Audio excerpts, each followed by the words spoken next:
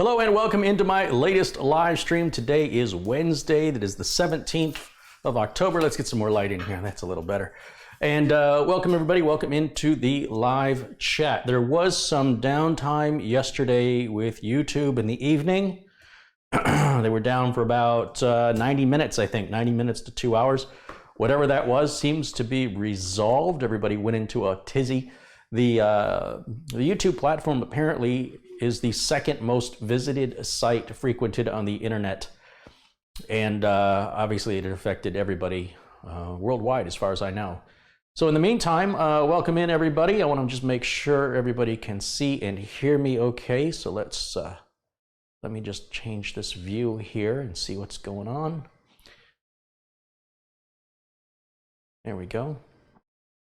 And I suppose I need to just sort of slow down a little bit. It looks like I haven't given people a chance to jump in the chat room yet, but I'm going to continue on because obviously the video is available after it airs live, and DVR mode is enabled. So if you're just joining us, just rewind the video back.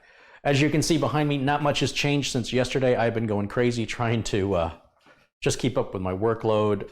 And I want to talk a little bit about trials and tribulations of the PC repair business, something that's been pulling me away, and I need to fix it because it's costing me too much money. It's when I have to deal with it and I'm not getting paid, and I'm not making YouTube videos, I'm not getting paid, and I'm not getting work done from paying customers. This is a real serious problem in the design of my business that has been very much brought to my attention by a customer who is exploiting it, and I'm permitting it. So I'm gonna talk a little bit about that today. Let me just make sure, yeah, audio's going out, everything's going out, good, good, good. But I think I'm gonna start with a Coke. I need a Coke. So this is why the show's starting a little later. It has to do with all of the things I'm dealing with off camera. And one of those things is dealing with some customers. I want to talk to you about dealing with customers and the dangers of dealing with customers. When you give a customer a really good deal and you think you're doing the customer a favor, the customer may then devalue what you're offering. And it's what I call perceived value. Perceived value is established. Oh, I see what the problem is. I'm sorry, hold on a minute, guys. Looks like this video went unlisted for some reason, but I'm correcting that now, so we should be good to go. All right, so perceived value, we're gonna talk about that. If an item sells for $100,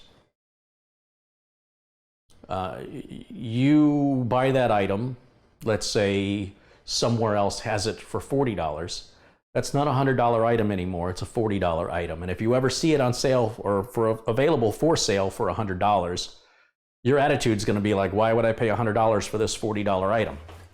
And likewise, if you do something gratis, if you say, look, you know, this is a good customer, I'm just gonna take care of them, I'm not gonna bill them, then they assume what you did was valueless.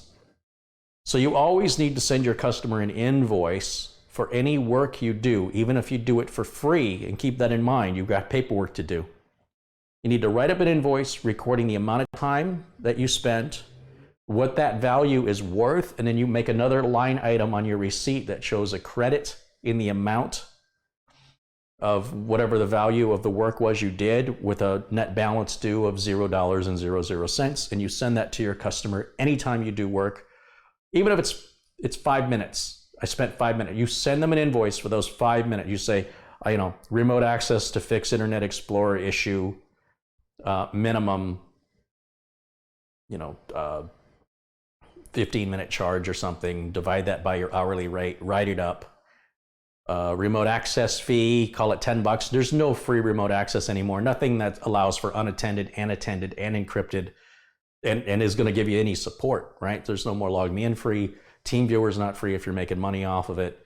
And as far as I know, there's just Ultra Viewers in beta, but when it goes out of beta, it'll probably be for sale, you know, be sold, and it's not very, it doesn't have much for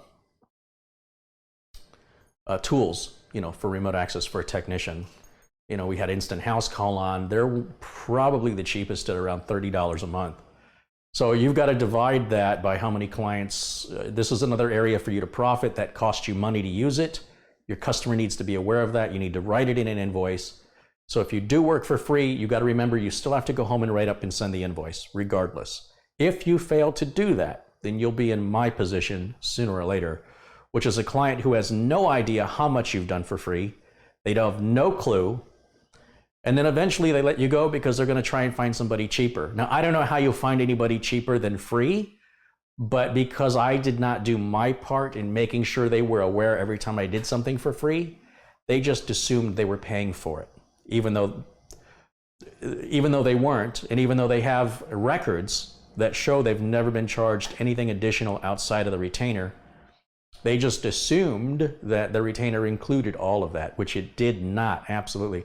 My retainers for my clients are basically maintenance and backup. That's it. We maintain what you have, and that means antivirus, deleting temp files, updating drivers, replacing drives that fail or that are failing, and it includes making the backups, taking responsibility for those files.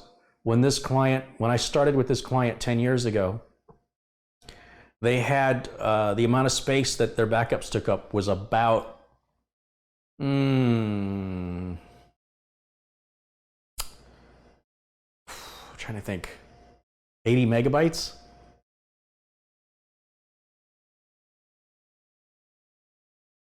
Or maybe 8 gigabytes. Today, they're at over 500,000 files, totaling almost 2 terabytes. So it takes a long time to back it up, and it's a lot to be lost. And they don't understand any of this. They don't understand how their backup set has grown. They don't understand what it means. They don't really understand security and why it's important because they've never been impacted by ransomware. They've never been impacted by an employee that caused, actually they were sort of impacted by an employee that caused some trouble. But that was mostly just nasty writing on the wall kind of stuff. So because it's never happened and because they're not technical people, combined with the fact that I have not invoiced them for all the free work I've done, they have decided that they are going to go a different direction because they think they can get something more convenient and cheaper. Those were their words, more convenient and cheaper. And it's so insulting to me because what's cheaper than free and what's more convenient than working after hours for things that are not mission critical, that don't interfere with the productivity of your workday? Now, I didn't say this to the customer. Never, ever say that to them. Never tell a customer, you're not going to find anybody cheaper. Never tell a customer, well, if you find somebody cheaper, you're not going to get as much back. You pay less, you get. Never say that. If you pay less, you get less. Don't. Keep that to yourself. What I did is I simply stated that off the top of my head, I just want you to know I did this, I did this, I did this, I did this, I did this, and I did this 3 times, and I did this 3 times. Because you requested it 3 times. It's all these things just off the top of my head fell outside of your retainer and that should have been billed, and I did not bill you for it because I believe that it was good customer service to get it done. You, for example, one of the examples I gave was you were supposed to have this other IT guy run a network cable for you at your new office location. When you moved to the new office location, I didn't charge you to reconfigure everything. You moved office locations twice. You moved home locations 3 times in the last 12 months, which required a reconfiguration for the home network and the home router. Every single time you moved, I never billed you for that. I had to come out to your home for that. If you're going to have somebody that's there 40 hours a week in an office, he's not coming to your home. It ain't happening. And after 10 years, where's the loyalty? All you have to do is go. If you go, why are we paying him? All you have to do is ask yourself, what problems have you had? I was over there to install a printer. I don't install, that's not part of the maintenance contract. They're older people, they don't know how to do it. I just took care of it. It's good customer service. Well, this is where it got me. It got me losing the customer. So this is why I try to explain to you when folks ask, what certifications do I need? What tools do I need to buy? Because I want to go into business for myself. You're so misguided. You are so unprepared. You have to learn the business side of things. The technical work that you do is inconsequential. You can hire somebody else to do that. If the reason you want to go into business is to become a technician, then go work for somebody else. If you want to learn how business is run and hire people that'll do the work, that's a business mindset. So I don't want to hire anybody. I want to keep it as a sole proprietorship, and it makes it very hard to balance my time. And there's only so many hours in a day, and usually everybody calls at once or nobody calls at all. It's feast or famine. It's one or the other. And then when everybody calls at once, you have to decide who gets helped first. You take it in the order of the call. Well, that's where the retainer comes in. If a retainer customer calls, they go right to the top, no matter what. And there is a limited number of retainers to reduce the odds of 2 retainer customers calling at the same time. This does make it difficult if you ever want to take a vacation, or if you're sick, you might have to work anyway because there's nobody else to do it but you. On the other hand, you don't have to worry about employee espionage or employees stealing customers or customers stealing employees and then working without you, or an employee learning your business model and going out on his own and repeating what you did from what he learned so he can become your competition. There can be non-compete contracts that are signed, but enforcing them costs a lot of money. You got to get an attorney, you got to go to court, and while you're doing that, you're not making any money, you're spending it. Are you a lawyer, or are you running a computer repair business? Oftentimes, the cost to pursue legal action against other employees you won't get back any return on that investment. You might be teaching that person a lesson. I can't waste my time with that. I got to keep moving forward. So I have this customer. They've been a very good customer for 10 years. I've never raised the rate ever. I performed extreme cost-cutting measures in order to ensure I would not raise their rate. As a reward for their loyalty, I kept the rate the same.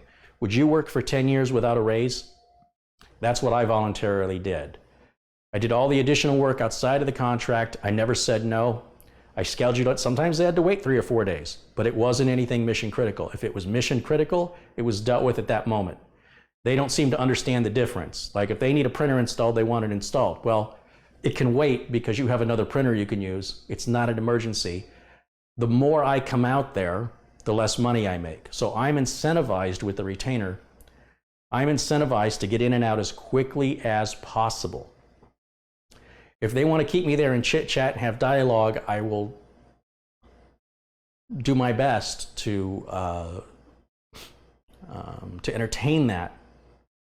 One time I went over there and they surprised me. You know, I went there specifically to fix a problem. And he goes, "Oh, I just got this new iPhone. Can you check? I can't get Outlook on it."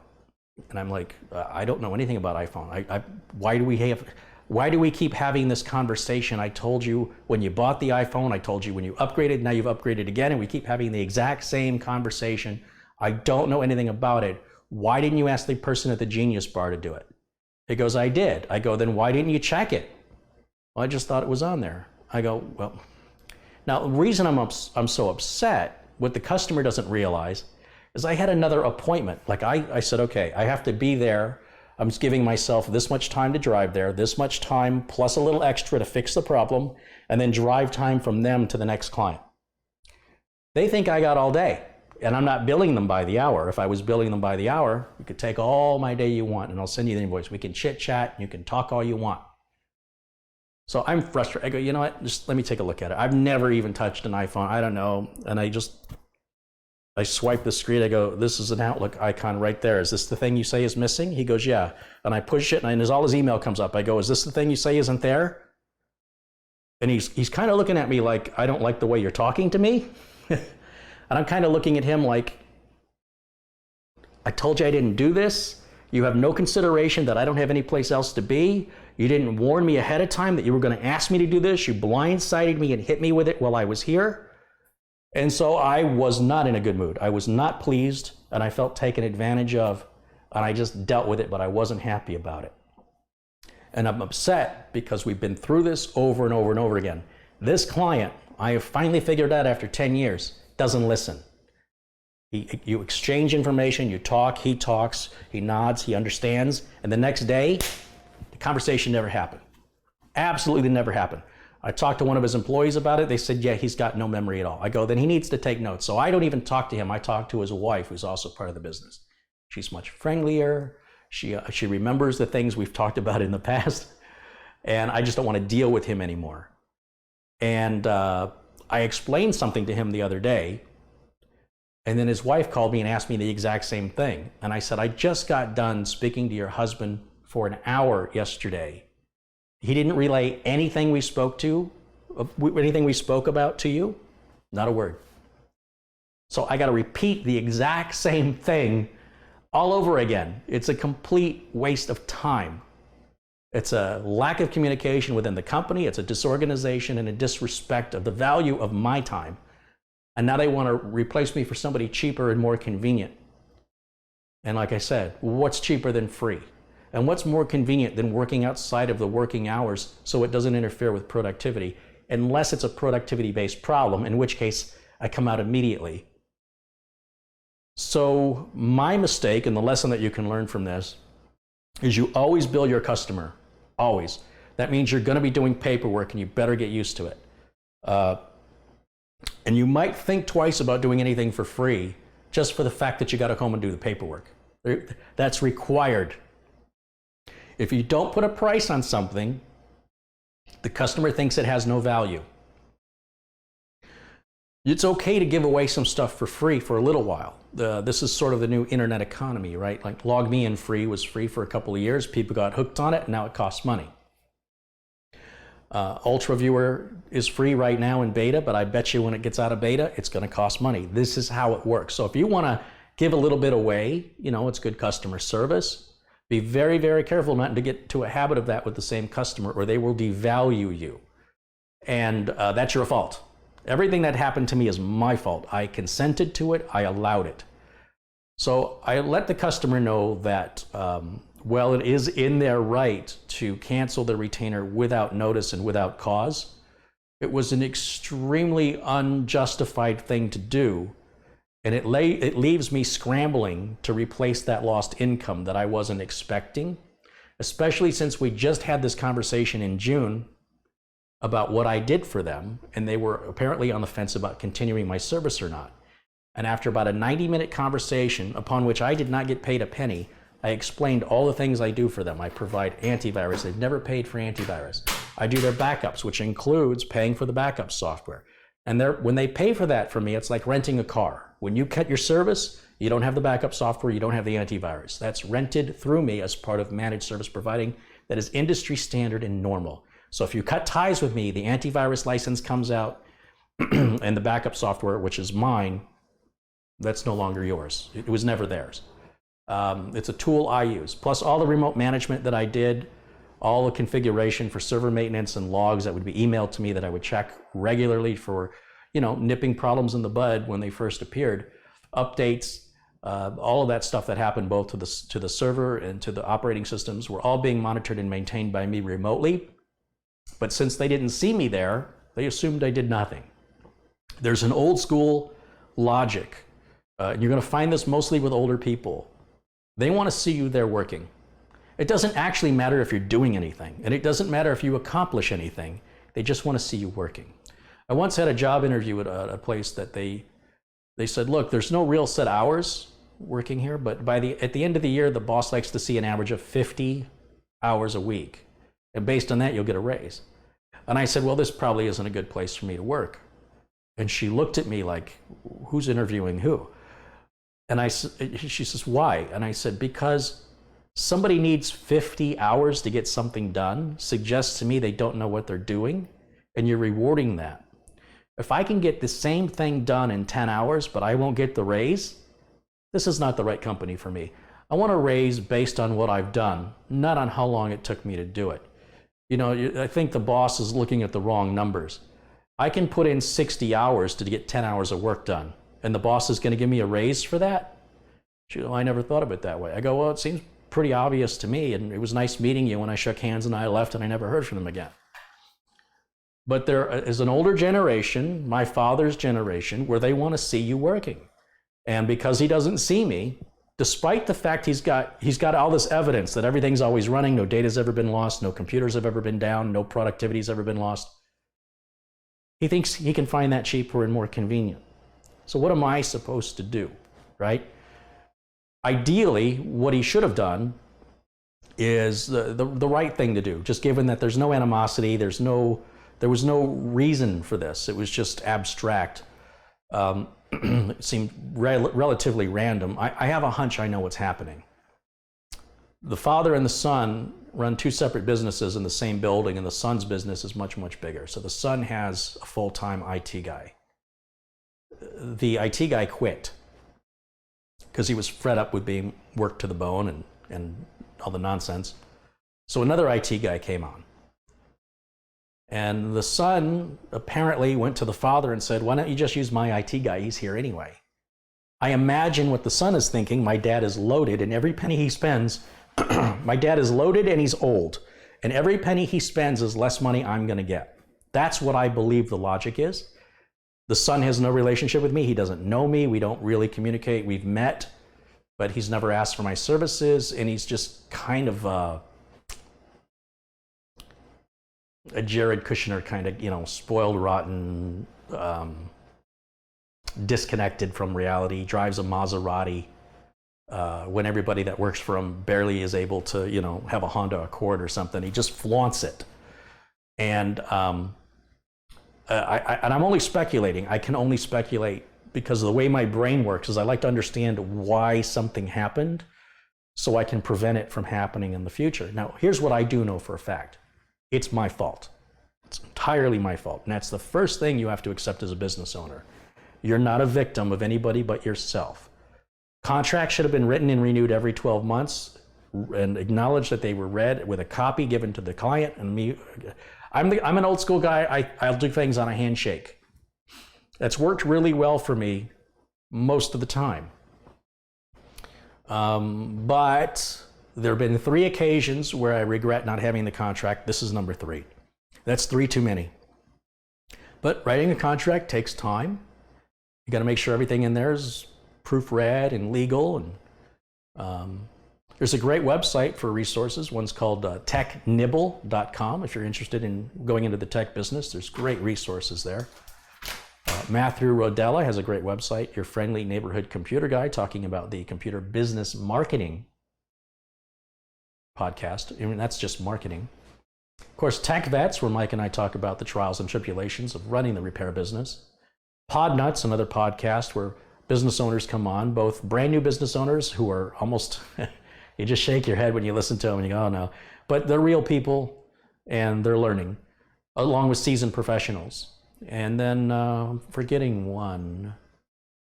There's other resources. There's one that's not coming to mind right now for running a repair business that didn't exist when I started my business. So by losing this retainer client, I have lost my single largest retainer client.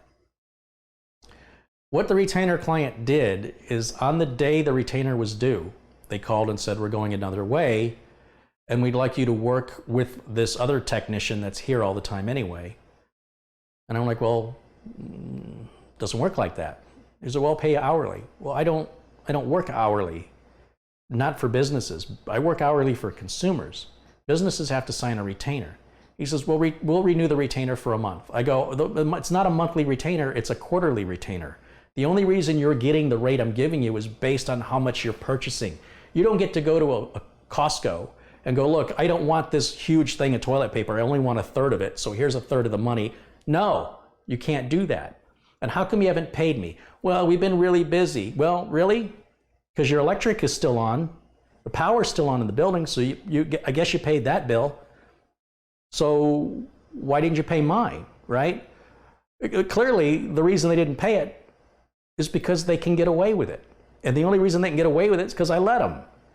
And they've done this over and over and over. And once I sent them a bill with a late fee, and they sent me a predated check, supposedly before they got the new invoice, which clearly it was a week after I sent the updated invoice with the late fee, but they predated the check for like 2 weeks before for the amount of that invoice that came before it, as though I didn't see a late fee. These are the kind of games. The guy's a multi-millionaire, and these are the kind of games they're playing over, $35 late fee.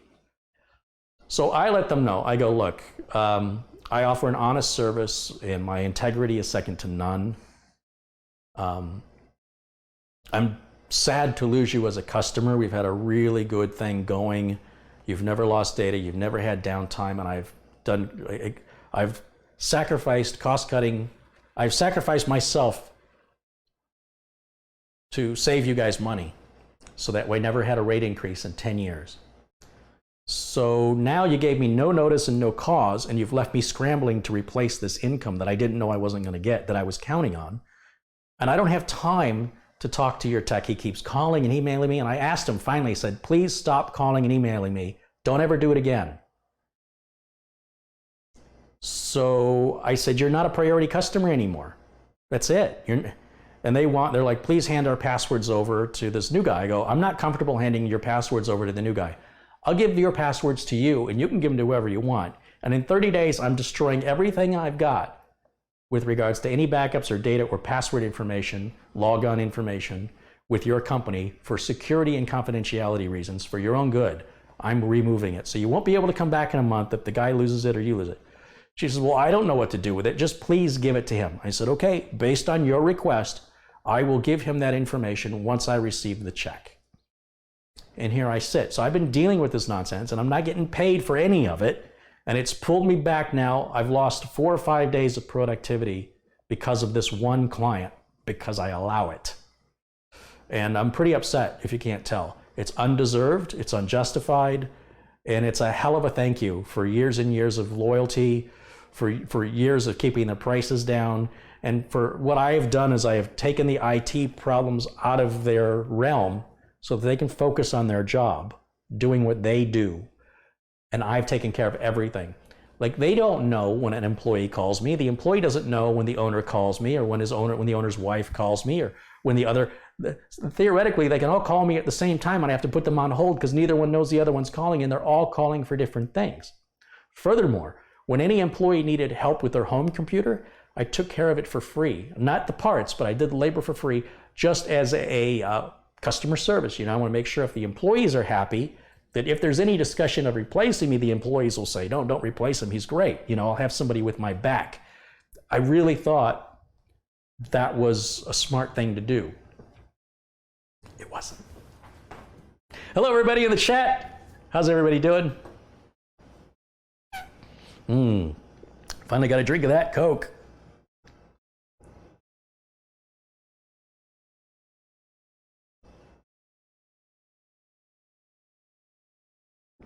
Catherine says a handshake is a contract by law in Switzerland. Regardless if it was law or not, I don't want to be in a business where I have to force somebody to do business with me. I don't want that kind of business. It's always best to have something in writing, even if it's an email, so there's no he said, she said. Because of my OCD, I know exactly what I said. And they say, no, you never said it. And it drives me mad. I want to carry a personal audio recorder around with me everywhere I go. So when that crops up, I can replay it and go, here's what you said, or here's what I said. So many times I wish. So what I was trying to do for the client is say, look, I don't like doing paperwork, and you wouldn't understand any of this paperwork. If I say I had to reset all the IP ranges and for the server and reconfigure the DNS, they don't know what any of that means. So why should I send you an invoice for something you don't know what it means? Just pay me this fee every month and I'll take care of it so that you don't have to worry about it. And I'll do everything I can to not raise your rate, which is what I did. You won't have to worry about antivirus renewals. I'll take care of that. You won't have to worry about your backups. I'll take care of that. You wouldn't have to worry about purchasing the software for the backups. I'll take care of that. You don't have to worry about maintaining the server, doing the updates, removing the temp files, updating the driver. I'll take care of all of that. That's maintenance and backup. And then it turned into, well, we're moving. We need our home computers moved. I need a printer installed in my home. I'm adding Wi-Fi. And then we're not talking a regular house. We're talking, 15,000 square foot house. We're talking about people that drive a Mercedes, one of many, and they're looking to save money. How about you get rid of the Mercedes? How about that? It's not my place to tell somebody how to spend their money. But clearly they see a value in Mercedes that they don't see in keeping their business up and running, which is just, it just drives me crazy. That's called perceived value, and that's where I have failed miserably, miserably failed with this specific client. What does this got to do with being a tech? Ask yourself that. What about anything I'm telling you about has to do with doing the actual work? This is a human problem. This is a business problem. So I want to talk to you a little bit about business problems because I've been reading this book, The Everything Store, the Jeff Bezos. Jeff Bezos is participating in this book, which is not like an unauthorized biography or anything. And I want to read something I read the other night, and I just want to say that the first third of this book was really hard for me to get through. The author, about every other page, likes to use a word. I don't even know the word. It's not used in everyday conversation. I don't know why the author does this.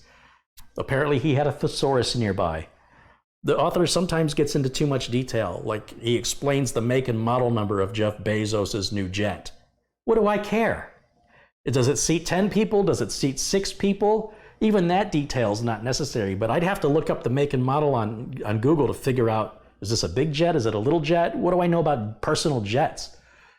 Then the author talks about there's a lot of people that have come and gone at Amazon, and they talk about here's where they were before they went to Amazon, and then this is what they did at Amazon, and then this is what they went on to. And of course, they're in the .com business, so this guy went to eBay, or this guy came from Zappos, whatever it is. They're all interwoven, and of course they are. They're all in the same industry. So there's a lot of people. There's got to be 40, 50 people mentioned in this book who all played significant roles in Amazon, about where they came from and where they graduated and how they got involved with Amazon and who their friend was that worked there and where they went to school together and what they did when they were there and then when they quit and where they moved on to. I could do without a lot of that information, so that's a problem I have with the book. But that being said, once I got about a third of the way through the book, then it became a page turner. Then I became interested. Now this book stops around 2014, so a lot of things have happened with Amazon since then. But the thing I want to talk to you a little bit about, we're going to talk about this perceived value a little bit more, because this is about the big guys, the big leagues. And I want to talk about what they do in order to generate this perceived value in the extents they go to the point of price fixing. It's somehow legal to price fix in America. As long as you label it something else, you can price fix. So this is an excerpt. This is going to be from, let's take a look. I'll find the page here. There's a process, it's called, there's MSP and there's MAP. So let's talk about this.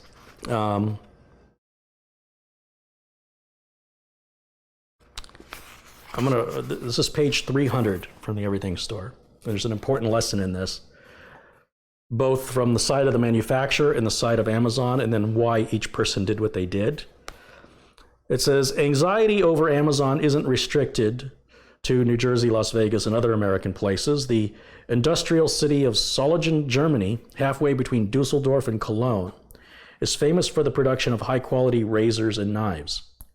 The local blacksmith trade dates back 2 millennia, and the city is the seat of the European knife industry and home to renowned brands like Wüsthof, which is a 200-year-old firm that's been run by 7 successive generations of the Wüsthof family. Over the course of 50 years in America, Wüsthof has established itself as a premium brand, winning frequent recommendations from the likes of Consumer Reports and Cooks Illustrated. For that reason, it can charge $125 for an 8-inch hollow-ground cook's knife made of a high-carbon laser-tested steel, even though a similar-sized kitchen knife sells for $20 at Target. Now, maintaining that lofty price is vital for a company that employs hundreds of skilled artisans in its factory, but that competes in a category full of inferior products that, to an untrained eye, all roughly look the same. And that's why Amazon's 5-year association with Wüsthof, like its relationship with so many brands and manufacturers around the world, has been about as bloody as an actual knife fight. Here's where I want you to listen. Listen closely. Manufacturers are not allowed to enforce retail prices for their products, but they can decide which retailers to sell to. And one way they wield that power is by setting price floors with a tool called MAP, or Minimum Advertised Price. MAP requires offline retailers like Walmart to stay above a certain threshold in their circulars and newspaper ads. Online retailers have a higher burden. Their product pages are considered advertisements, so they have to set their promoted prices at or above MAP, or else face the manufacturer's wrath and risk the firms limiting the number of products allocated or withdrawing them altogether from the retailer. Over its first few years of selling Wüsthof knives, Amazon respected the German firm's pricing wishes. Amazon was a good partner, placing large orders as its traffic grew and settling its bills on time. It quickly became Wüsthof's top online retailer and second largest U.S. seller overall after Williams-Sonoma. Then tensions in the relationship emerged as Amazon's got a pricing bot software, and it got better at scouring the web and finding and matching lower prices elsewhere. And as a result, Amazon repeatedly violated Wüsthof's MAP requirements, selling products like the $125 Grand Prix Chef knife for $109. Now, Wüsthof felt it needed the MAP to defend the value of its brand and protect the small independent knife shops, which were responsible for about a quarter of the company's sales and were not capable of matching such discounts. Wüsthof finally stopped selling products to Amazon in 2006. He says, "It was painful for us. We lost a lot of sales, at least in the short term, but we believe our product and our brand were stronger than the brand of our distributors." And so for the next 3 years, until 2009, when Wüsthof changed its mind and initiated part 2 of its tortured relationship with Amazon, Wüsthof knives were absent from the shelf of Amazon. Companies that make things and companies that sell them have waged versions of this battle for centuries. And with its commitment to everyday low prices and the ingenious marriage of direct retail with a third-party marketplace, Amazon has taken these historic tensions to a new level. Like Sam Walton, Bezos sees it as his company's mission to drive inefficiencies out of the supply chain and deliver the lowest possible price to its consumers. Executives view MAPs and similar techniques as the last vestiges of an old way of doing business, gimmicks that inefficient companies use to protect their bloated margins. Amazon has come up with countless workarounds, including a technique called hide the price. In some cases, when Amazon breaks the MAP, it won't list the price on the product page. You have to put the product in the cart, and then you can see the price. Did you ever wonder why? I'm sure you've dealt with that. Did you ever wonder why? That's why. It's an inelegant solution driven by Amazon's old age desire to have the lowest prices anywhere, and the novel ability of having its pricing algorithms quickly match any major seller that goes lower. We know, they're quoting an Amazon executive, we know it's in the customer's best interest that we have a cost structure that allows us to match competitors and be known for low prices. That's our objective. He says, now, sure, not everybody's happy with that, but Amazon is consistent about it, and the manufacturers should understand that's the nature of the internet, not just Amazon, that allows customers to easily find the lowest price if they bother looking. If vendors or brands leave Amazon, they will eventually come back, the Amazon executive said, because customers trust Amazon to be great providers of information and customer reviews about a vast selection of products. If you have customers ready to buy and you have a chance to sell them your product, what brand ultimately doesn't want that? Now, a lot of companies don't want negative reviews next to their product. They don't want used products next to their new products. Amazon says, tough luck, I don't care if you like it. Further, when Wüsthof said, we're not selling you knives anymore, the mom and pop stores that they sold the knives to instead then listed as third place market sellers on Amazon. So Amazon still sold the knives and profited by taking a commission from the third party marketplace seller. This.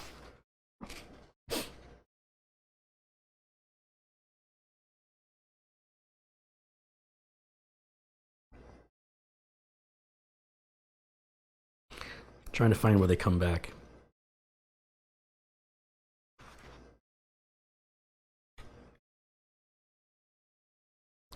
Wüstof's gourmet 12-piece knife set has an MAP of $199, and it showed up on the site for $179. Now, the CFO of Wüsthof was overwhelmed with complaints from his other retail partners, whose prices remained 10% higher. These small shop owners either lost sales to Amazon or were forced by their customers to match Amazon's price. In their angry calls to the CFO to Wusthof, they threatened to lower their retail prices as well. And they're going to start demanding lower wholesale prices so they can maintain the same profit margin, which would cut into the company's profit margins. The economics of its traditional manufacturing operation in Germany would no longer make sense. When the CFO complained to his counterpart at Amazon, who was a merchandising manager, he responded that the company was merely finding and matching lower prices on the web and in its third-party marketplace. The CFO argued that many of those sellers weren't authorized retailers and urged Amazon not to match them. But the Amazon executive said, I have to match them. Amazon always matches the lowest price.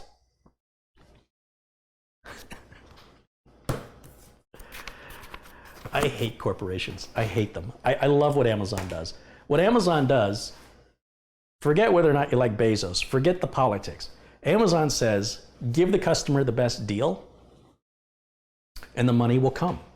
The companies that enforce MAP, these are big companies like Sony, Microsoft. You won't see a copy of Windows for, a legal copy of Windows for, let's say Windows 10 Home for under like $89.95. If you see it for $5, it's not legal, or it's violating Microsoft terms of service that it's not coming from an authorized distributor. And with that, there's no guarantee when it comes to software that it could be deactivated, or if you ever have to reactivate, that it won't reactivate in the future. You've got no support, and Microsoft won't help you.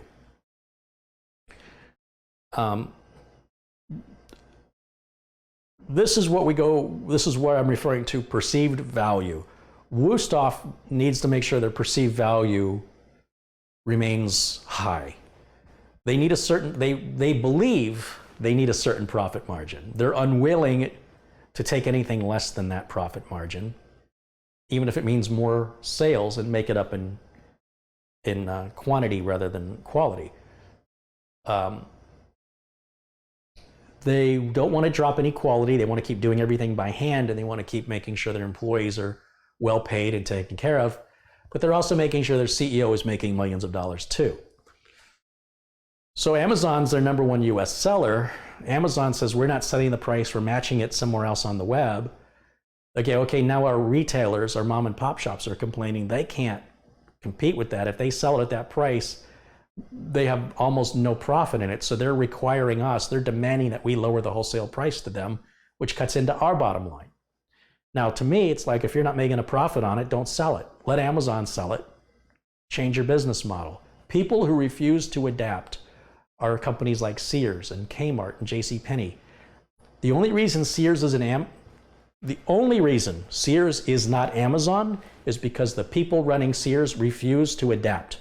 Amazon adapted, Sears didn't. Every company that's gone out of business is not a victim of Amazon. Amazon did not put them out of business. They put themselves out of business. It's very simple. And when you run a business yourself, like you want to be a tech and you want to run your own computer repair business, these kind of stories are very useful because, well, I'm nowhere on that scale. It's fascinating to see the legal maneuvering and the way things are priced and the way things are marketed. You know, when Wusthof pulled their knives from Amazon, Amazon said, fine, when somebody searches for Wusthof, we're going to show them Henkel. That's what we're going to do. And that's exactly what they did. And of course, Wustof's bottom line, their sales went right down to the floor, and Henkel's sales went up. So eventually, after taking a beating for about 3 years, Wusthof came back and said, let's work this out. It's a very interesting strategy. Now, some say that that strategy is a bit aggressive on behalf of Bezos to do that.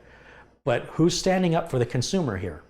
Wusthof isn't standing up for the consumer. Wusthof is standing up for their retailers. The only people looking out for you as a consumer is Amazon.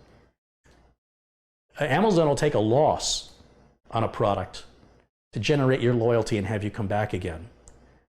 And it's worked. I go to Amazon every chance I get.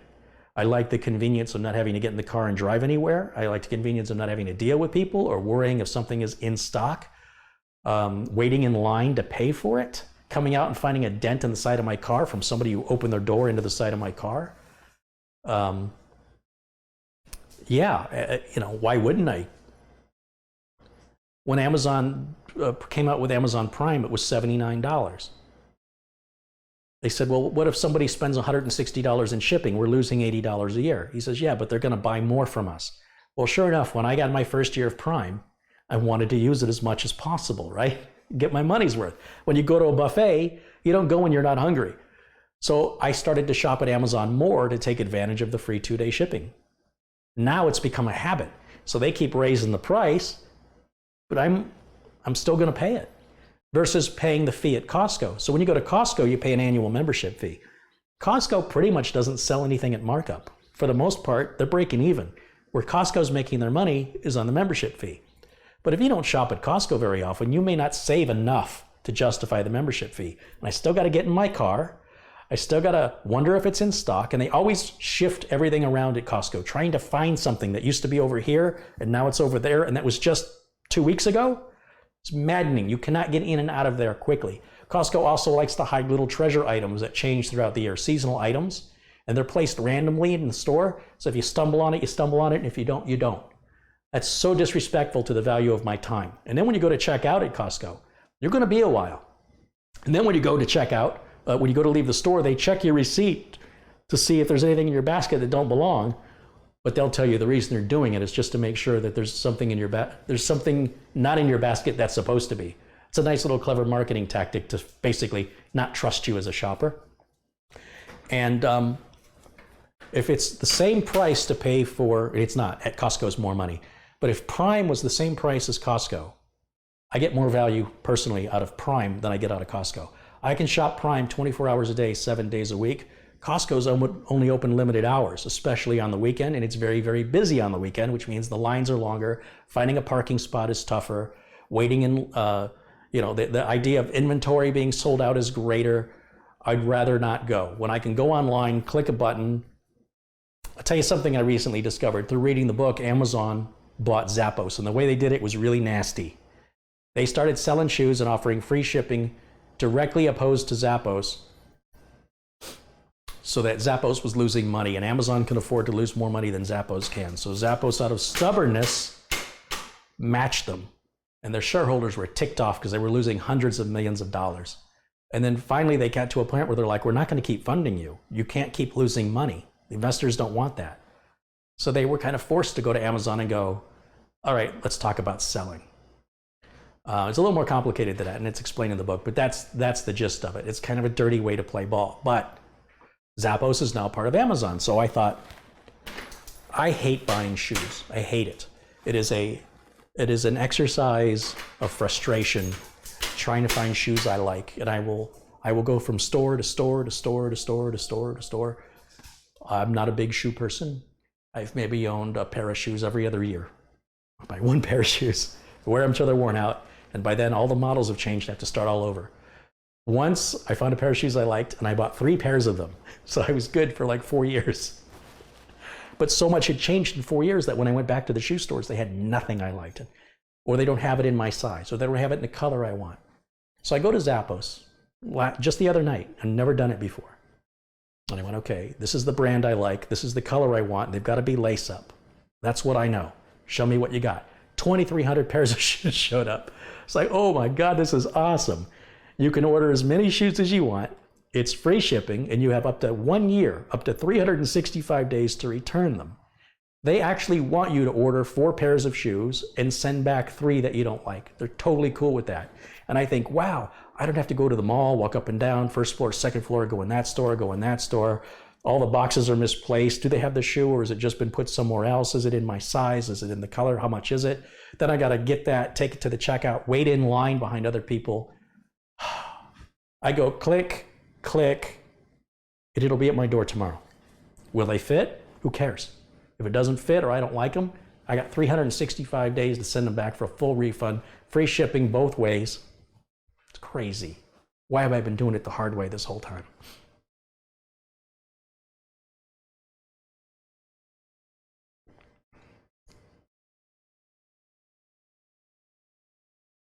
So anyway, maybe I need a sponsorship from Zappos.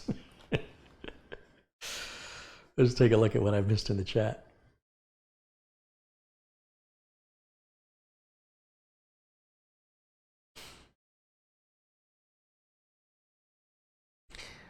Yeah, in the chat they say Lance says Radio Shack went bye-bye because they didn't adapt. Absolutely true. So did Circuit City.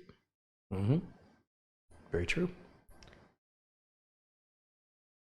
But it's easy to say it's Amazon's fault. It's not Amazon's. Giving the customer what they want, giving them good customer service. Why couldn't you do that, Circuit City? Why couldn't you do that, Radio Shack? Instead of pulling items off the shelves, which is what Radio Shack started to do, they should have focused more with the online presence. Instead, you know, they deal with low-paid employees. Employee theft was very high at Radio Shack. Employees felt like they're leaving me alone in this store. With all this inventory, they're paying me jack squat. So I'm going to take these batteries home. It's just a couple of batteries. I deserve it. The amount of that went on resulted in millions upon millions of dollars annually in lost revenue from employees, bitter employees, who felt entitled to take things, usually little things, right? Batteries, videotapes, cassette blank tapes, back when I worked there.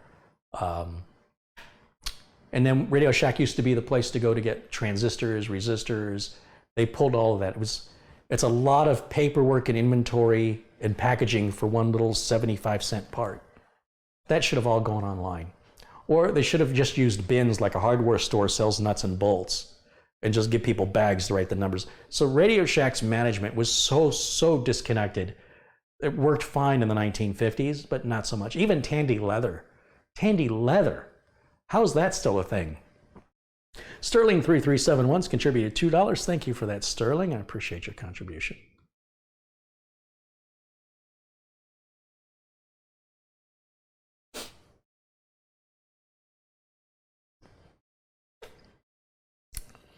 So as you see behind me, a lot of projects. You can't see everything over there and everything over here. Clearly, the PC repair business is not dead.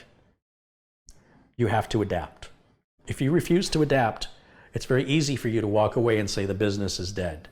You're wrong. You're dead. If you ever watch Shark Tank, one of the sharks, Kevin O'Leary, he makes an offer to somebody and they turn him down. He's like, you're dead to me. There's no going back for seconds. Don't waste any more of my time with any more words. You're dead to me. I want to move on to somebody who's more valuable than you. That's a pure business. It's not very nice. But business is about making money. It's not about being nice. Ideally, you're professional and courteous. That would be the very minimal thing. That would be the very minimal, is that you say, thank you for your business. Here's your product. Have a nice day. You don't have to hold the door open, and you don't have to help them out to their car with the bag. You don't have to do any of that. None of that pays you.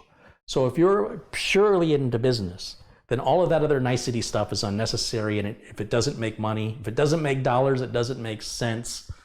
And focus on business. So while I think Kevin O'Leary is a jerk, he's a very smart businessman. And I think that if you pay close attention to the way that Mark Cuban behaves, and Kevin O'Leary, and I can't think of the two ladies on there. Gosh darn it. But when you, or anybody that's a shark on Shark Tank, these are successful people. Listen to them. I'm not saying you have to take everything they're saying as gospel, but maybe 10% of what they say is like, ooh, I could use that. They're giving that away for free on the show. You can see what their thought process is, what their investment's going to be, what their payback's going to be. And what does that got to do with fixing a computer? So I want to make sure you understand, if you want to go into the computer repair business yourself, you have to understand the business.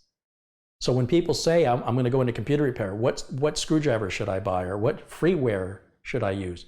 What software should I use? You're so misfocused. It's like saying, I'm going to write a book. What do you think of this cover? I don't give a rat's behind about your cover. Where's the book? Well, I haven't started writing it yet. This is what immature children do. You worry about all of the bling and all of the flash, and you have nothing behind it. It's completely a facade. If you're sincere and you really mean that you want to do something, then you do it. And that's designing the cover. That's the last thing you do. Who you're going to sell it to, don't worry about it. How you're going to sell it, don't worry about it. You've got to have something to sell first. So don't worry about the technical side of things. You can hire somebody to do that. If the reason you're going into business is to be a tech, you probably won't be in business very long. You might go a few years, but eventually you will get frustrated with being, learning the hard way, the business side of things, the contracts, the legalities, and then you'll wish to go work for somebody else with a steady paycheck, benefits, healthcare, vacation time. And it really requires a certain kind of personality to be self-employed, to endure both running the business and doing the work that the business sells. It's basically two separate jobs, and that's why people that are self-employed work so many more hours. We also get a lot of tax deductions, which means we can earn less money at the end of the day, but we get to keep more of it if you know what you're doing with taxes, which is a whole, you just probably should hire somebody for that. But if you want to take that on, along with running your business, marketing your business, collecting your bills, paying your bills, and then doing the actual technical work and the customer support, that's one person. There's only so many hours in a day. That's what I do, except the taxes go to accountants. I can't be bothered. Every year the tax law changes. The forms are long. Schedule Cs are nightmarish when you're self-employed. I'd gladly pay somebody else to do that. King Arthur says, I assume Shark Tank is the US version of Dragon's Den. Yes, it is.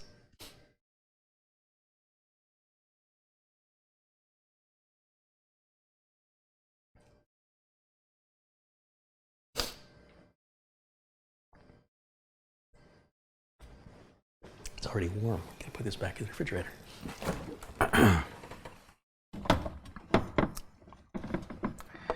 So when I come up here, and I'm always over and over, I'm telling you guys, I'm not like YouTube enthusiast tech channels. I'm actually doing the work. Everything I've talked to you about has absolutely nothing to do with any of those YouTube enthusiast channels, those big subscriber channels. That's why I'm so frustrated that you guys watch that and are left with the impression that's what PC repair is all about. It isn't. It couldn't be further from the truth.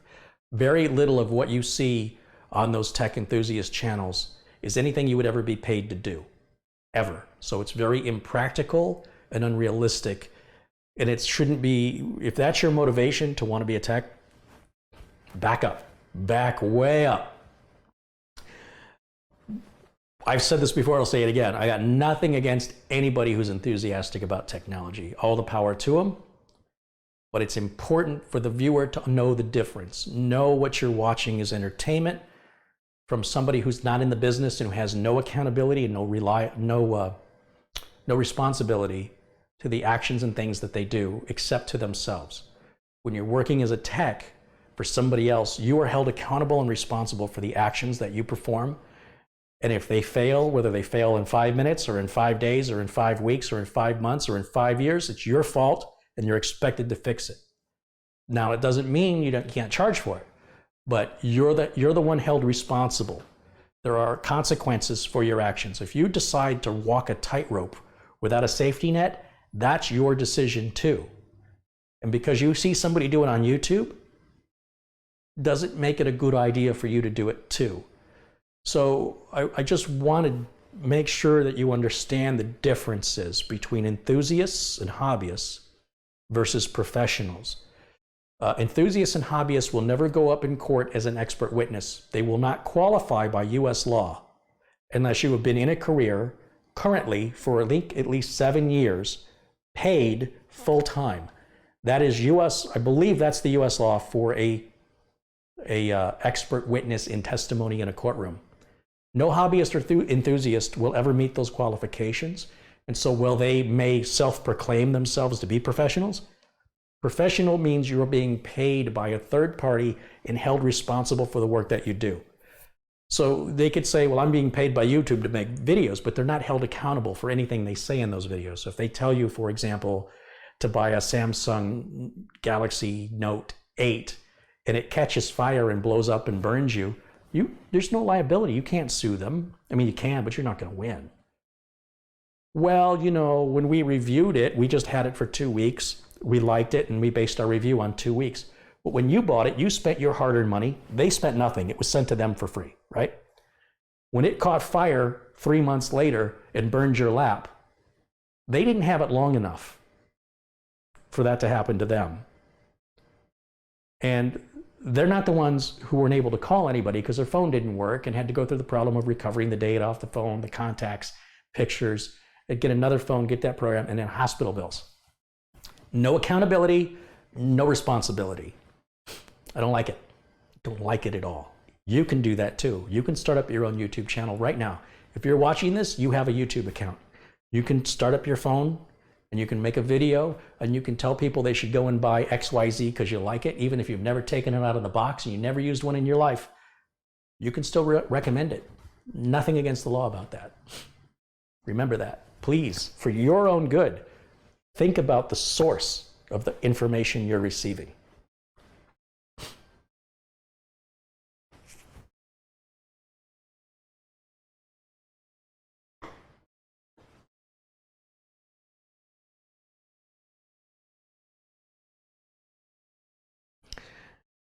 So there's some talk about, in the chat about mom and pop operations being put under. The only reason a mom and pop shop will go under is if they fail to react appropriately. It's true that Amazon can absorb losses longer than any mom and pop shop can. That's true. But the mom and pop shop can shift their business paradigm and offer something Amazon doesn't offer. Just completely change the game. If you stay the course and you want to continue running your business as is and just keep competing on price, you will go out of business. And that's because you're an idiot. So if you're a mom and pop store that goes out of business because of Amazon, you're idiots. You shouldn't be in business. You got lucky. You knew one thing, and when Amazon did that one thing, you had nothing, you were out of ideas. Well, then you weren't a very good business person. A good business person will see these challenges and react, just like a chess match. Your opponent plays a different move than you.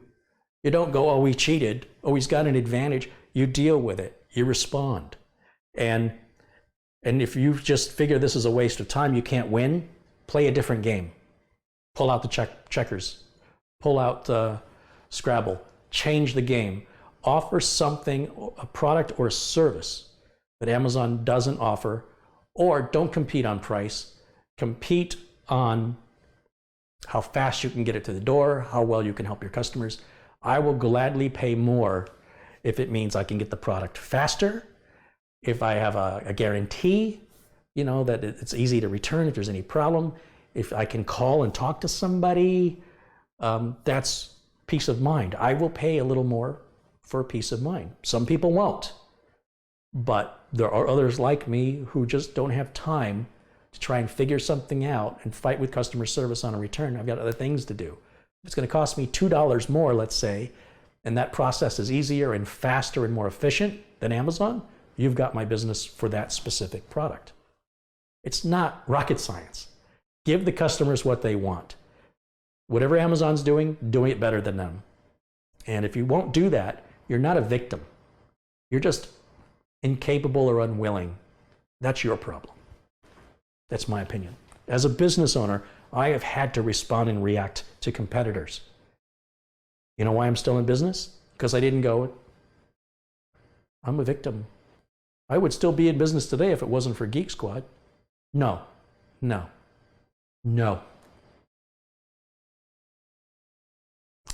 If you responded to Geek Squad by offering better service, cheaper prices, faster service, got it done right the first time, you'd still be in business.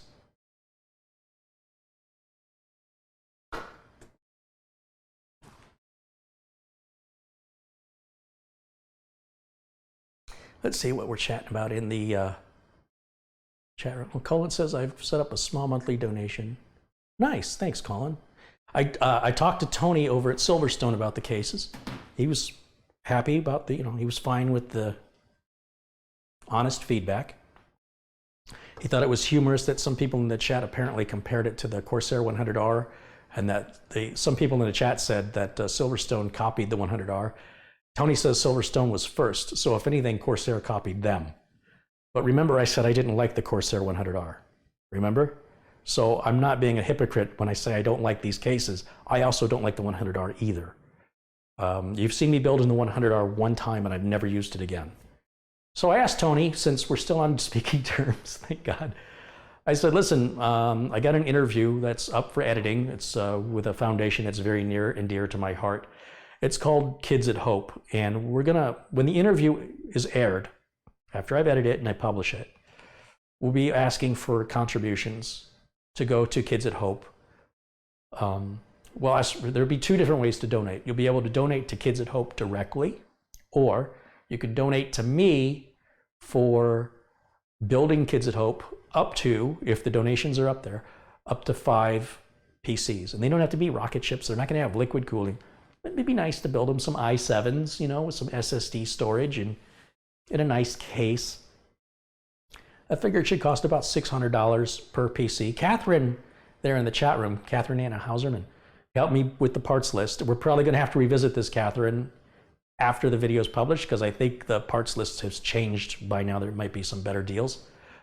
Speaking of better deals, the ADATA 1 terabyte, yeah, it's a 960 gigabyte, 2.5-inch SSD is on sale right now, right this very minute, for $124 at newegg.com. The ADATA 960 gig, 2.5-inch SATA-based SSD is on sale today, right this very minute while I'm speaking to you live, for $124. That's a really good price. So anyway, so I asked Tony, I said, when we do this video, maybe Silverstone would like to provide the cases, nice cases, business class cases, no case windows, no cheap plastic nonsense, really nice, you know, what Silverstone's really known for. Tony's like, I'd love to get involved in that. And I said, great, I will get back to you when we're ready. So that'll be less money we have to collect to buy cases. So now instead of $600 a piece, maybe we can, you know, do it on $525. Which would mean we'd have to collect revenues of around $2,700 to build 5 computers, which is a great deal. I will film making the computers, and then I will film delivering the computers. And then in Kids at Hope, they can give their computers to another charity, the ones they're currently using. And if people want to donate, like I say, to Kids at Hope directly, it won't go towards the computers. It'll just go to Kids at Hope, and you can do that. We'll have all those details when the video gets edited and published, probably in the next 4 weeks, I hope. So please don't donate to the PC building fund, because I've not set up a separate account yet to put that money. I will take care of that when I publish the video. At any time, you can contribute to Kids at Hope, just a regular donation, and it goes to whatever, you know, it goes to the organization. I want to be very clear. The donations will come to me, and I will segregate them out. And I will use that money to buy the parts, and then I will build the computers live on video. And I'll deliver the computers to Kids at Hope. And it's a great charity, and kidsathope.org if you want to learn more about that. The charity is about making sure all children have every opportunity to succeed. We sort of live in a society here in the United States where, you know, the kid's from a broken home, his parents, they're divorced, and his mom works 2 jobs. So, you know, we just don't expect as much out of him. He's got a hard life. No. Kids at Hope does not accept that. Every child should excel. Every child should be given the opportunity to excel. No child should be exempted because of where they're from or their family situation. They can all achieve greatness, even when the child themselves doesn't believe so. The teachers need to believe in them. You know, this fully anti-bullying. What a great organization. Certainly an organization I would have appreciated and would have needed desperately when I was a teenager, and it felt like it was me against the world, and I was alone and isolated and friendless. An organization like Kids at Hope would be perfect for a child or a teen that's going through something like what I went through that seemed to never end. It felt like it went on forever. It felt like I was falling into a pit that had no bottom. Severe depression, low self-esteem, and felt like everybody hated me and nobody liked me and nobody gave a rat's behind about me and nobody offered a helping hand and nobody couldn't even so much as acknowledge my existence. So for that reason, this charity stands out to me because it's something I really relate to, and I don't think any child should have to endure that type of mental torture. And the fact that teachers allow it, teachers permitted it, teachers saw what was going on. They did nothing. They just looked the other way. That's everybody every day. They look the other way. Today they like today the excuse for looking the other way is we're just letting you be you. No. No. That's bad. Bad, bad, bad. You see somebody struggling and you don't offer to help. Well, that's just them being them. No. That's a horrible attitude and shame on you. So Kids at Hope doesn't do that. Kids at Hope's philosophy is like, look, if you went to a cancer research center and you asked any of the scientists that are working on a cure if they think they'll find a cure, is it possible? If you asked every single scientist in there, they will all tell you 100% yes, there is a cure and we will find it. We will get there. The problem in the school system is if you ask, will all these kids be capable of success? There's some teachers that are going to go, probably not. And it's Kids at Hope's attitude that they should not be teachers. That's not what they should do for a living. If you, just as much as the cancer research guy, if he says, well, I don't really think we're going to be able to find a cure, he's got no business working there. And I agree with them 100%, and I want to support them. And I think that message needs to get across the educators. Well, we do have some excellent educators in this country. We also have some pretty crappy ones. And this needs to stop. Every child has the ability to achieve greatness. And all they need is a little support. They need somebody to believe in them, especially when the odds are against them, especially when they're not getting it from home, especially when they're from a broken home or a poor home. You know, when they're on subsidized lunch programs. There's no reason that kid can't be a multi-millionaire CEO of the next big internet. There's no reason that's not Jeff Bezos. There's no reason that's not Bill Gates or Steve Jobs. That's the power of supporting each other, especially when you're young.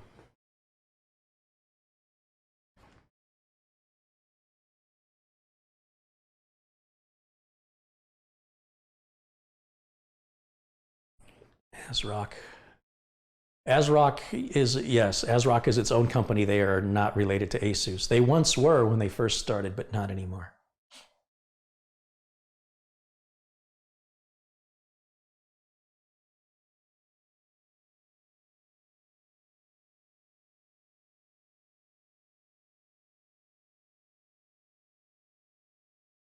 Did Lance provide a link to the hard drive, to the SSD? Yeah, there it is. So for some reason that shows $149.99, but I know for a fact it's on sale today for $124. Is it under, if you just go to newegg.com, I wonder, is it available under their daily deals? What do they call it? Is it called daily deals? Yeah, it's called daily, no, Shell Shocker. Is it a Shell Shocker? No, it's not a Shell Shocker. Is it a daily deal? Not in the daily deal. I don't know where it is. Latest email deals. See all email deals. Maybe you got to be on the email list to get it. Scrolling, scrolling, scrolling. Keep scrolling and scrolling. Where did it go? There it is. No, that's not it.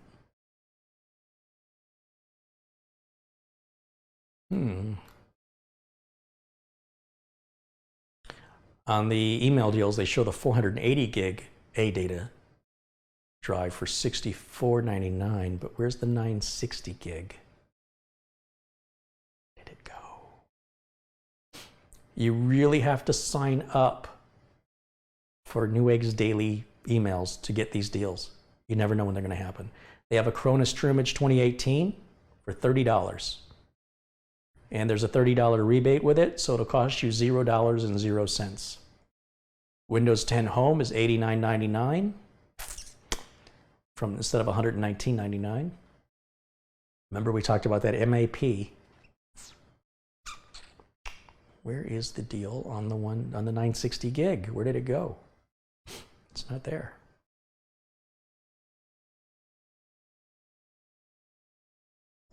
Hold on, let me go get my email, because I have it. I know for a fact, because I just saw it before I went live.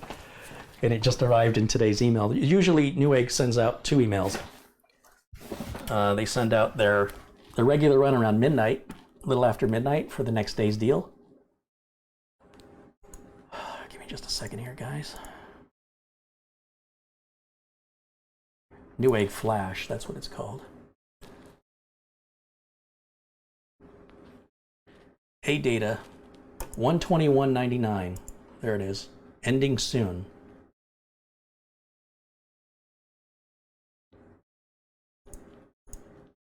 Let's see if it'll come up with a shorter link.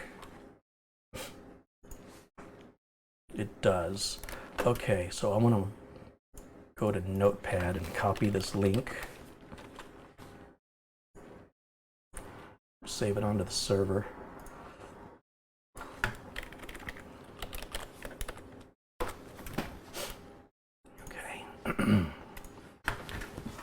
All right, got it.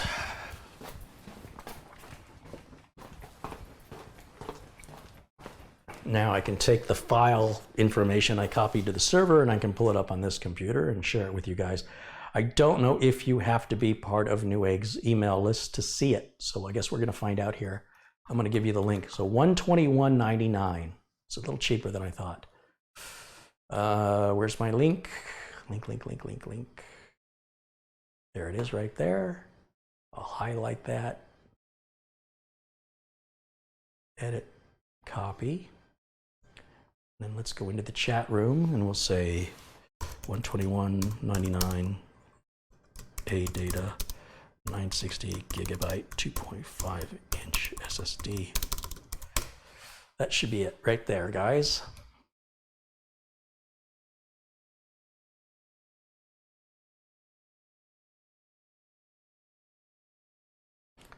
Deal ends in 8 hours and 12 minutes.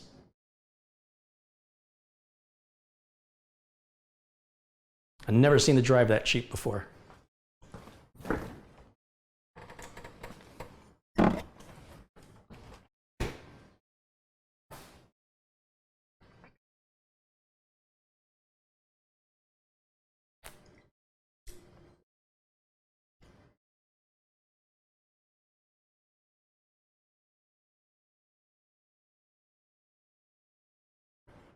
One, the Pandas confirms you don't need to be on the email list to see it. I guess as long as you have the link, and you had to be on the email list to get that link, right? So that's good though. That means you all can partake in that deal if you're in the US.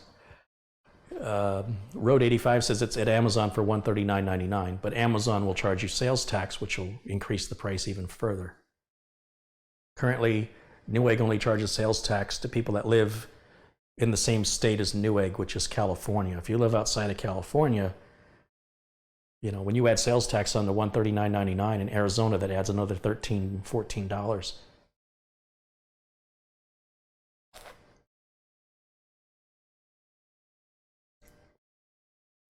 Somebody says Rakuten's been selling the A-Data drives for way cheaper. I don't like it when people do that. Unless you provide me a link, I don't believe you, but I think you're full of crap.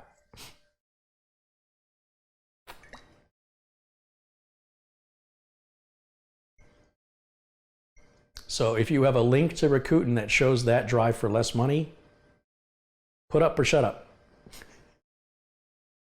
Because the internet's filled with that crap. The internet's just a big dumpster, that's all it is. And when you dig through the dumpster, sometimes there's some good stuff in there, but most of it's all just garbage.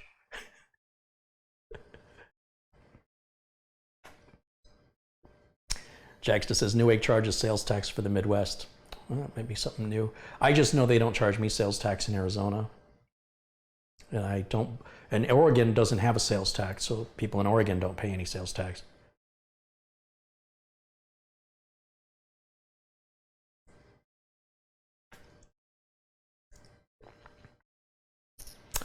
Carrie, since you're always busy, have you thought about doing another contribution build with the Xenos case? No, I've got plans for that. It just has to wait. You guys, listen, when it's done, when it's ready, it'll be ready. I'm tired of talking about it because everything keeps shifting and changing, and I have to keep responding and adapting so I don't go out of business. And there are plans for it. That's all I will let you know. And I don't need any ideas, and I don't need any suggestions. It's already got plans. It's just, there's only so many hours in a day. But sit back, take a deep breath, relax.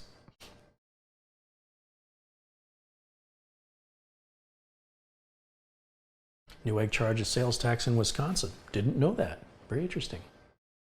But sales tax on $121.99 is still less than sales tax on $139.99, if that's what Amazon's selling it for. And Amazon charges sales tax at all states universally. Newegg does not. So either way, Newegg's cheaper. So if you thought I was an Amazon shill based on the first half of this broadcast, clearly you can see I'm going to shop at Amazon when it makes sense to do it, and I will shop at other places when it makes sense to do it.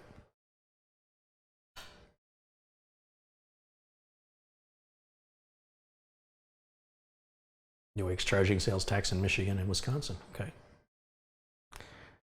Road says it's $8 more on Rakuten. Well, that's not to say that Rakuten hasn't had sales, but it's not on sale right now. So if you want to buy the drive today at that price, you know, the drive may be on sale again in 2 weeks for $115. You know, the prices for SSDs keep going down. On the other hand, a factory could catch fire and the prices could go back up. You want to roll the dice? Go ahead. It's a great deal.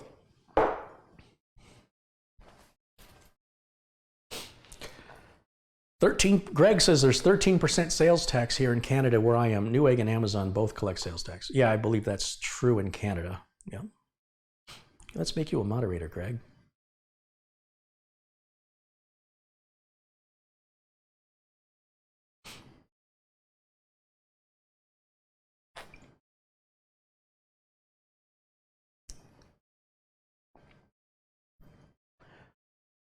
So Andrew, who's the owner of the one of that NZXT case there, he asked if he could connect remotely to, he wanted a bunch of settings changed. I was like, well, you know, you can do that when I ship you the computer. He's like, yeah, but I can install the drivers for you. And I'm like, yeah, okay. Say no more. So I hooked up UltraViewer for him because UltraViewer is free right now. And one of the first things he does is he changes the registry to clearly username at login. But every time you reboot the machine, every time you install a driver, you have to reboot. Every time you do something, do an update, you have to reboot. And I just hate that. Now I got to enter information. And so because he's on UltraViewer, UltraViewer won't load until you log in. So now I have to watch him every time he restarts the computer so I can get it started back up. Why did you do that? He's like, oh, I'll put it back. So then I go watch TV and I just check in on him every once in a while, see if the mouse is still moving around the screen or if I need to do something to start UltraViewer up. And he goes, I'm done for tonight. Thanks a lot. And, you know, I can see he's gone online and he's downloaded the drivers and installed them. And he couldn't get the Samsung driver installed. I said, all right, I'll take a look at it. So what it was the BIOS was the SATA driver in the BIOS. You know, you could usually were able to set the legacy or UEFI. This motherboard has an option I've never seen on a motherboard before called Intel RST. I've seen the Intel Rapid Storage Technology drivers, but I've never seen it as an option in the BIOS. And Samsung has clearly stated in the past, because I remember, though it never impacted me, their software is not compatible with RST. So I disabled RST and set it to UEFI on the SATA. And when I rebooted the machine, blue screened, of course, because the drivers changed. So you start Windows in safe mode, and then you restart Windows in normal mode and the problem is fixed. Then the Samsung magician said, oh, I see your drive now. I just didn't see any drive at all before. And then it said, you have an old firmware. Do you want updated? I said, yes. And then I went to go online, and Andrew did something to this machine where it won't go online anymore. It just says the website's not available. No matter what website you want to go to, it's like a 404. No. It's just like there's no internet connection. Yet I can connect to my network attached storage drive. I can work on my network, no problem. So I don't know what he did. And I think I'm going to have a new rule that I'm not letting customers do that anymore, because now I have to fix this problem because I can't get online to get the stuff I need to get. Which kind of, so the plus side was he saved me a lot of work, so I didn't have to install all the drivers. He did that for me. And I would have run into this Intel RST setting on my own. So he saved me some time, but then he caused me to have to invest time now to fix a problem I shouldn't have because of a setting and because I wasn't watching him. He was in the registry. I think he was in the group policy editor. I know he disabled IPv6. That shouldn't matter, but I cannot go online anymore. And I can't ship it to him like that. So, you know what I'll be doing tonight?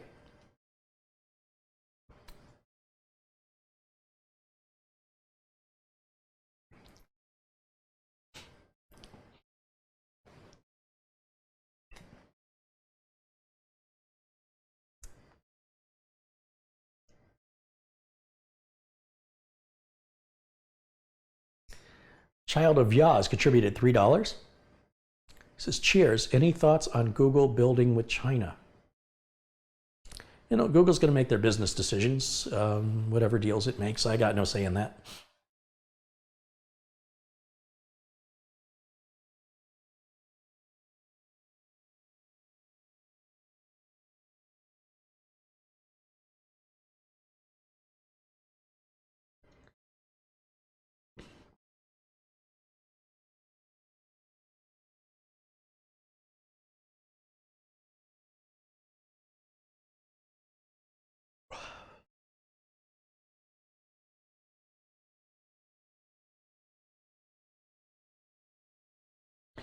Maybe he set up a proxy. Already checked it. No proxy. You remember what I do for a living, right? I mean, I appreciate the suggestion, but you're going to have to skip over the basics and get to the advanced stuff. I think it's related to IPv6 or the network card driver, which he updated. The first thing I'm going to do is I'm going to roll the driver back to the original the original Microsoft Windows 10 driver. See if that just fixes it. Otherwise, I'm going to have to dig through the group policy editor and some registry settings to see what he changed. This is where he changed way too much. In my opinion, if you just leave the darn thing alone, you won't have any problems. He changed so many things I don't advise people to change, but it's his computer and he has every right to change it. But this is exactly why I suggest you guys leave this stuff alone, because he just caused a problem that he didn't need to have. This is a problem he caused completely unnecessarily and unjustifiably because of information that poisoned his mind on the internet that convinced him this was a smart thing to do. And you know, he's built many computers. He's an intelligent guy. He knows what he's doing. And that makes it all the more disappointing that he made that decision for me, you know, to fix, to clean up after him. That bothers me. I can't. He can still log in remotely with UltraViewer, and I can just say, here, you fix it. But then it postpones when I can get this thing out of here. So I need to fix it to get it done, and it's something I shouldn't have to fix. Alternately, he could just say, that's fine, send it to me anyway, but I won't do that. I need to know the machine's working before I send it because I don't want it being shipped back. I don't want it coming back because ultimately it turns out there's something wrong. Maybe it's coincidence that when he was messing around in the registry and the group policy editor, that something broke, just coincidentally. I need to know for a fact that it's going to work when I ship it. That's my job.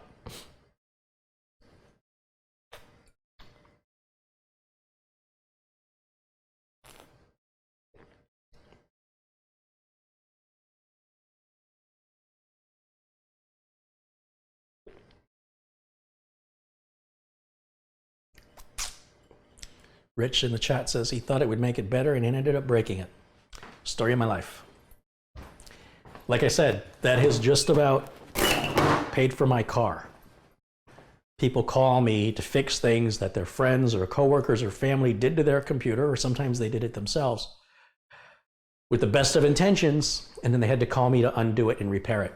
And that I charge for, and that's almost paid for my car. So I can buy a car not on repairs that happen by, from product failure or updates. People are so mean to Microsoft when an update breaks their computer, but when they break their own computer, innocent little me, you're not as hard on yourselves as you are as when somebody else does it, are you? It's kind of a double standard to me. If you're like, Microsoft update broke my computer, so I'm not going to put any more updates. Well, if you broke your computer, then you should equally be just as harsh on yourself. I'm not going to let myself make any more changes to the computer. If you won't let somebody else do it because they screwed up, then you should follow your own advice and you stop doing it, right? Or if you're going to be forgiving to yourself and say, well, that's how I learn, then you need to, in my opinion, extend that same courtesy to companies that make mistakes and give them the opportunity to fix it, instead of saying they're animals and they're monsters and they're terrible people and they caused me grief and I'm a victim and I'm never going to buy their product again. Would you do that to yourself when you made a mistake? I bet you won't. And I think that makes you a hypocrite. But who cares what I think? It's your computer and you're welcome to do anything you want with it. But I'm a terrible businessman because I should be encouraging all of you to break your machines and give you my number and my hourly rate so I can profit from it. That's why I'm such a bad businessman. Make a note of that.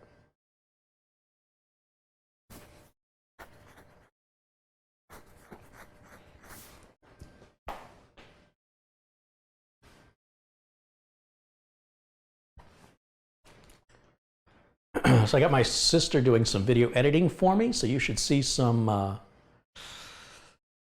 new videos coming out of these long vlogs, basically. If somebody asks me a question and I answer it, her job will be to play those vlogs back, find those questions and answers, and cut them out and put a nice little intro and outro on them and maybe product inserts of whatever I'm talking about.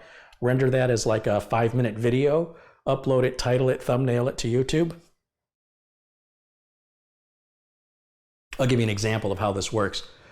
When I started the live blog Tuesday, October 2nd, Microsoft had released the 1809 update. I was not aware it was released. People in the chat said, hey, I just got it today. And I said, well, let's install it live right now. I didn't even know I was going to do it. So what I did after that broadcast was done is I cut out everything except where I go to install 1809, the download, the install, and the reboot, and the end product. And I took that piece of the video out, which was a big piece, and I labeled it as downloading and installing the new Windows 1809. Now think about this for a minute. And I changed the thumbnail. The original vlog, which is 4 hours long, has, let's say, 7,000 views. And the piece of the vlog I took out and relabeled has 27,000 views. There's a lesson in there. There's a few of you that like to watch these long marathon vlogs that I do, but there's many, many more, 4 times the number of you that just want to get to the gist of it. Get me to the question and the answer. So I have all this amazing content that people aren't finding because they're not willing to sit. And I'm slightly amused. People will say, 3 hours, that's too long. I'm sorry you don't have time to educate yourself for free. It's a preposterous thing. Here's a free education. I don't have time for a free education. If you can't teach me what I need to know in 5 minutes, then I'll just stay stupid. Okay. Why are you complaining to me? Don't watch it. I didn't ask you to. Every day, it seems, I have a comment from some rude snob who I don't even know who they are. They stumbled onto my video for some reason, and then they complained about it. I don't watch it. I didn't ask you. I don't care. Go away. But the fact that I'm educating people for free, and they think this is an entertainment channel. 3 hours for an education? Who's got time to learn? I don't have that kind of time to learn. I have time to be stupid, though. How dare you interfere with my ability to be stupid? I have a right to be stupid. Who do you think you are, forcing an education upon me? I don't have time for that. My bad. Love the internet. Just a big dumpster.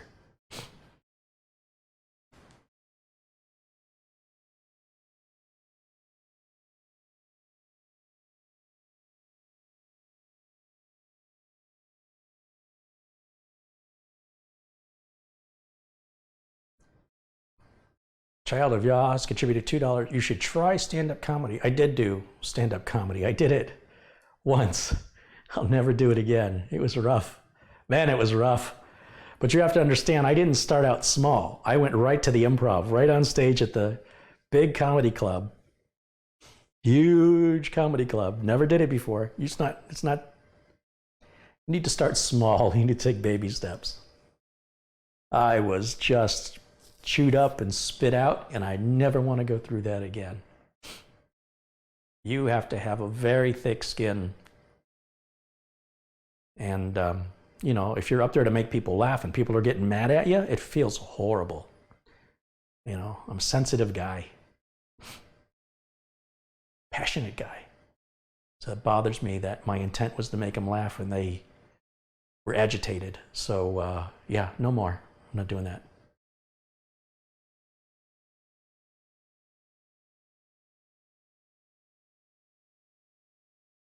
Geo Sam says, I can be stupid all on my own. I don't need anyone helping me out with that. Me too. We could be stupid together.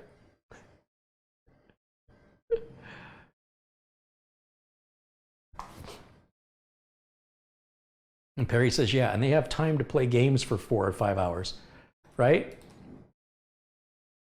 Bikey says, there's not always 3 hours of education in a 3-hour video. Well, likewise, if you sit in a classroom, the teacher may not be teaching a lesson from the moment you sit your butt down until the moment the bell rings. There may be some other dialogue to engage the students. It's part of the education. If you're a computer and you want just pure information, that's different. But last I checked, you're all human beings. And human beings don't operate like that, generally speaking.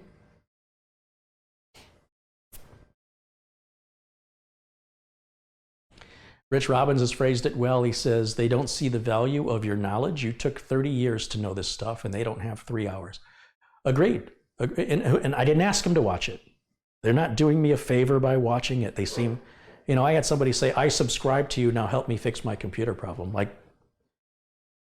the free video that they liked enough to subscribe to now results in me owing them time to help them answer their questions and tutor them and fix their problem. It's profoundly insulting.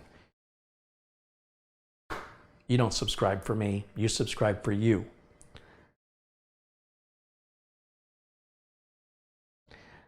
Jess Ead says, I like your Leelanau shirt and the color suits you. Thanks. Yeah, I like the Leelanau shirt too. I knew it when I bought it. I should have bought 2 or 3 of them. They were cheap. I think they were $12. I figure somebody lives near Traverse City, Michigan. I can have them buy me one. It's a winery. They're not in the t-shirt business. It's a winery, but I didn't care for the wine, but I really like the t-shirt. It's comfortable, it looks good, and it was cheap. What else do you want? And it's a good memory of a wonderful trip.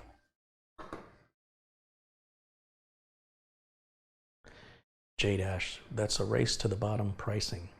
No, it isn't a race to the bottom. I mean, let me put it this way. Let's define what rate. We're talking about Amazon again. If Amazon can sell the product at a price point that the mom and pop shops can't, all the mom and pop shop has to do is stop selling that product or match Amazon's price and make profit from all the other things your mom and pop store sells, you know, but for that product or that series of products from that manufacturer, you can accept you're going to make a lesser profit. If you go to the manufacturer and you go, I need to make this much profit, so you have to lower your price, the manufacturer is not obligated to lower. The manufacturer goes, that's the wholesale price, take it or leave it. So when you say race to the bottom, do you mean for the manufacturers then to accommodate the retailer and lower the price? Because I disagree, because then you are racing to the bottom where the company won't be financially sustainable and will go out of business. They go, that's our wholesale price. What you do with it is your business. And that's supposed to be the American way, the capitalist way. If somebody wants to sell it at a loss, don't sell the product, don't compete with them. Let Amazon have it. And some people will take that to an extreme. But what if Amazon does that one by one with every product you sell? Then start selling a service. Get out of that business and start selling a service, or do what Amazon is doing. Jeff Bezos is quoted as saying, there's room in this world for 5 Amazons and 5 eBays. Why isn't there? Because no one else is willing to do the work. You work for Bezos, you're going to bust your butt. Generally speaking, Americans are lazy, they're entitled, and they feel like they just deserve to have money. I disagree.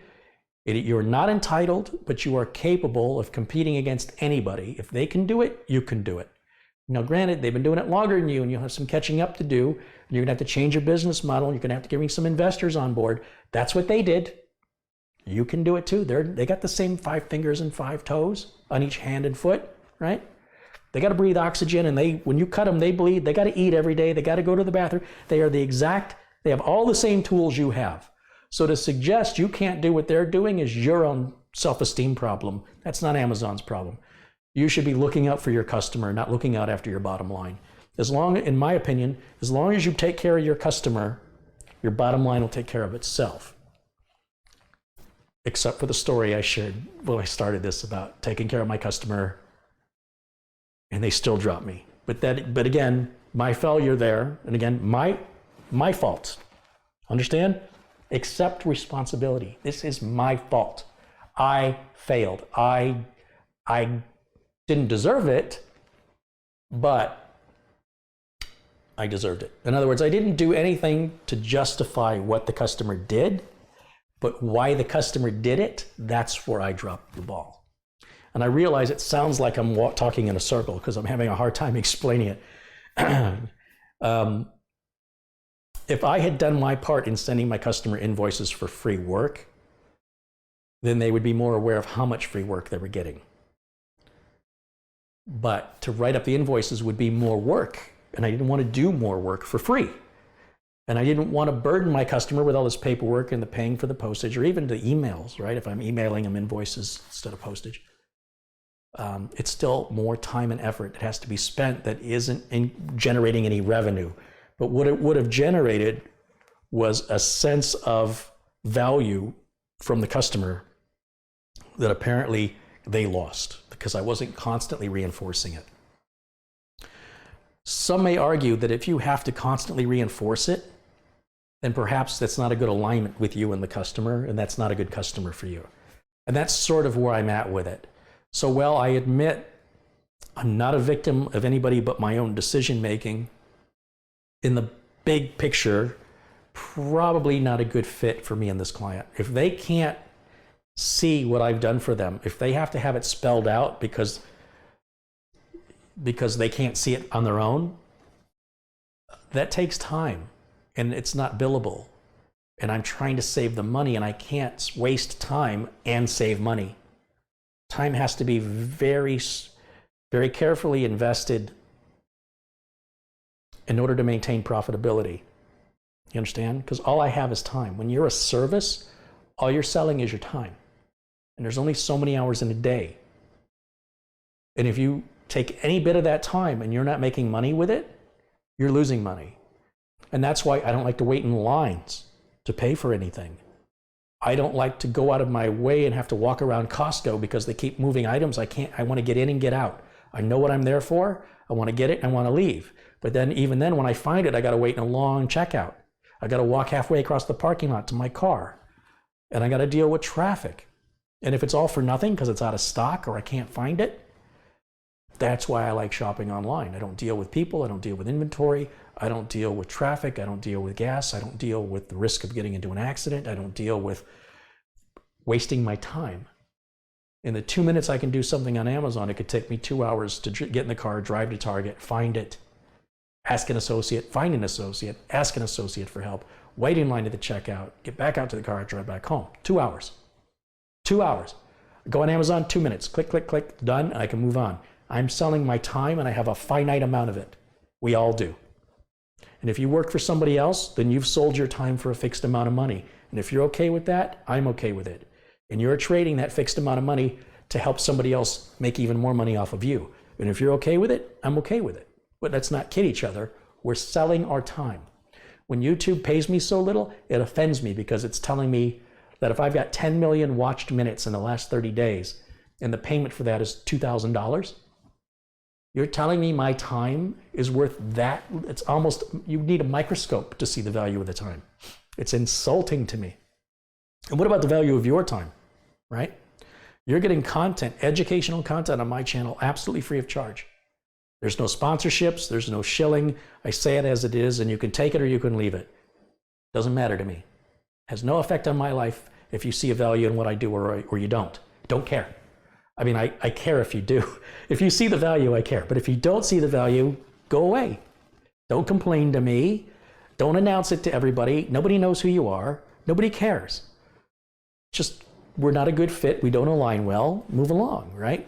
And let's build a community of supportive people who are like-minded and want to embrace the technology. And I learn as much from you guys that you learned from me, even though that's not my intent. It ends up happening. Like, I didn't know that 1809 had been released that day. You guys told me. And that made a whole video because of your interaction with me. That wouldn't have happened that day. It would have happened eventually. I would have figured it out. I would have seen a notice on Facebook or in my email feed and my news feed. It would have come in. I would have seen it. But there's other things you guys have mentioned, sales on products, or sometimes I get facts wrong and you correct me on the facts, and it's instantaneous. And some of it I never would have known. Some of it, much of it, I never would have sought out because I didn't know. Just like anybody else, you don't know what you don't know, right? But at the same time, there are people that come in the channel and they want to challenge me. Not interested in that. Not interested in how fast you can fix a problem and how much smarter you are than me. I honestly don't care. I'm running a business. I've been in the business professionally for 27 years, running my own business for about 15 of those years there, I'm guessing.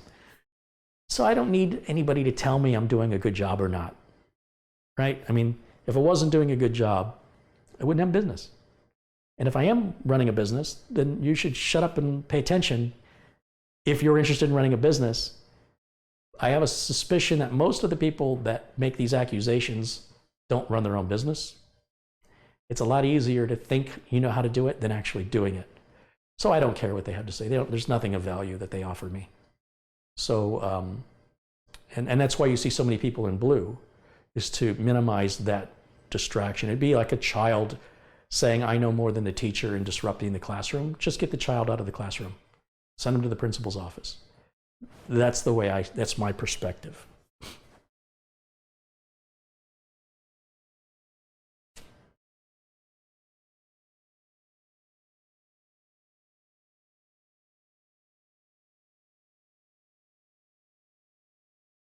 And I'm not saying every word that comes out of my mouth is a lesson, but I think out of today's broadcast, I think it's rich with little tidbits and nuggets of information, specifically if you're thinking of going into business. If you're not thinking of going into business, that information is still educational but doesn't apply to you. It doesn't change the fact. I do it because I wish somebody would have had this kind of information available to me when I started out. I could have avoided a lot of missteps and blunders and could have been more successful earlier on. I would have seen that success sooner if resources like this were made available to me. There have always been educational resources available for money, schools like DeVry and University of Advancing Technology. And there's some debate or argument over how much they teach is really applicable in the workplace. But that was always available to me if you had the money and time, which I did not have either. If I had the money, I didn't have the time, and if I had the time, I didn't have the money. So I think the information should be made freely available to anybody in the world, regardless of sex, race, gender, or financial ability. It's ironic that you should have to have a job in the field to afford the education to get the job in the field.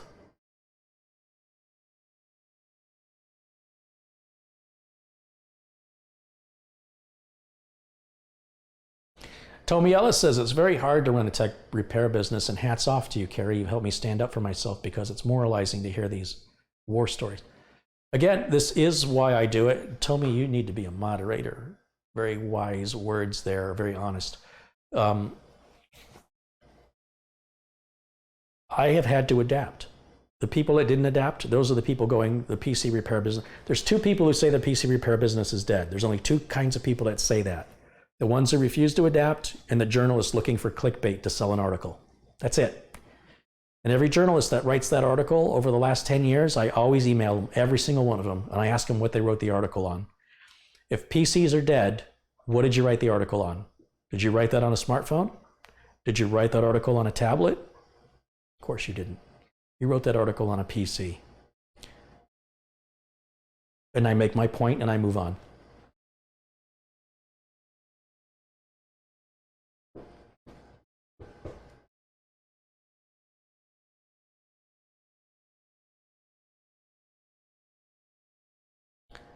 Jean-Francois David says, I'm in accounting, but I can relate a lot about your experience in managing your time and clients.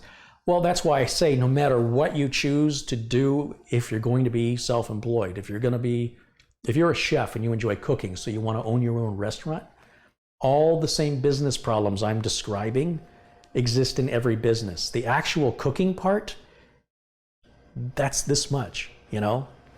You can hire somebody to do that. So when you get these chefs, and it's above them to vacuum the floor or wipe down the tables, they have no business being in business. They need to be an employee. But a lot of CEOs will say, I'm the chief executive officer and bottle washer. And what they're telling you when they say that is they know they do every part of the business. Even if they hire somebody to do it, they know how to do it. So if they have to let that person go, they're not stuck going, well, how do I run my business now? I don't know. As the person running your own business, you have to know every facet of what it takes to operate that business. How else can you hire somebody and know they're doing the job well? I mean, you can know if they're doing the job, but how do you know if they're doing the job well? You have to do it yourself. You have to be able to train them. You have to be able to, if you're looking for, give you an example. I'm not a marketing guy. I'm a tech.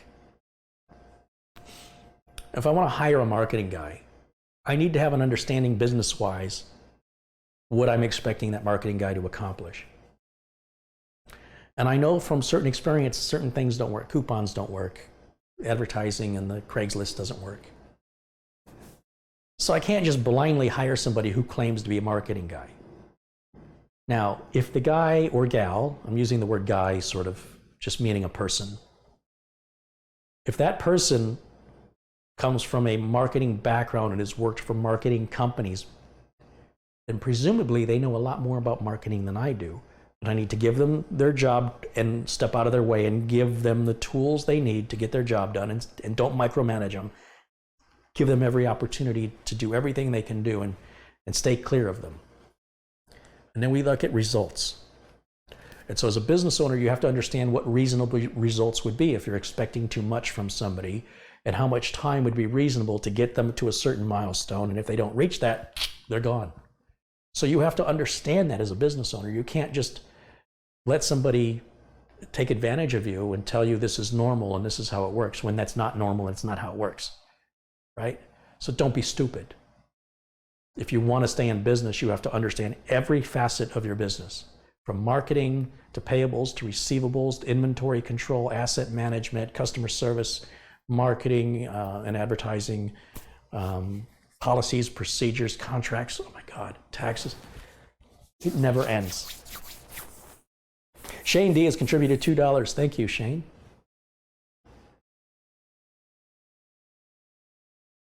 Anybody who says the PC repair business is dead,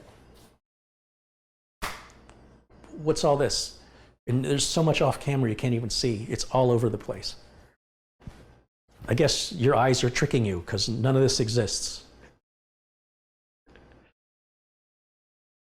And it's funny to me that HP and Dell sell hundreds of millions of computers each year. Hundreds of millions.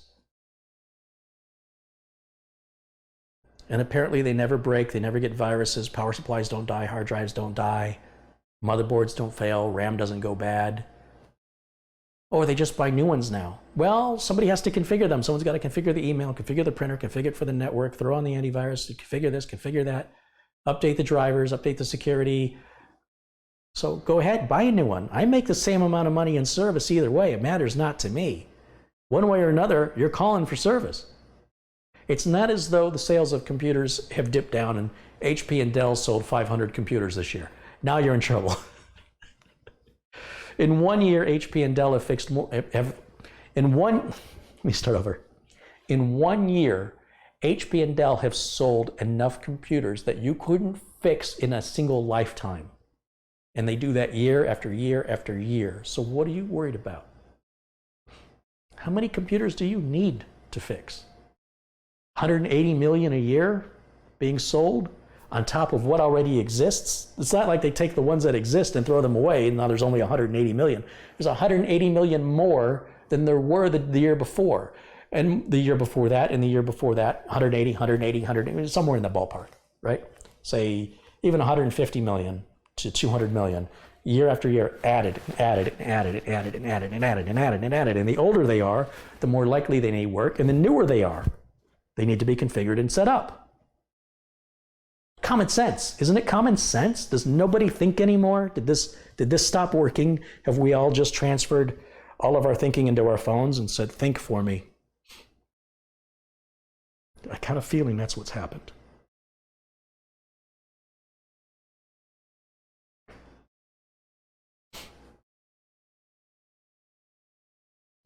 Bo Bronner's contributed 20 Danish kroner. Spread the love. Car-ey, you're a hardworking man. Thank you, Bo. I like what I do. So I take a lot of pride in what I do, and I get a great sense of fulfillment when a customer is happy, they smile, and they give me money. It's a wonderful feeling. And that drives me to do it again and again and again. And there's no reason you guys can't do that if that's what you want to do. There's no reason you can't do anything you want to do.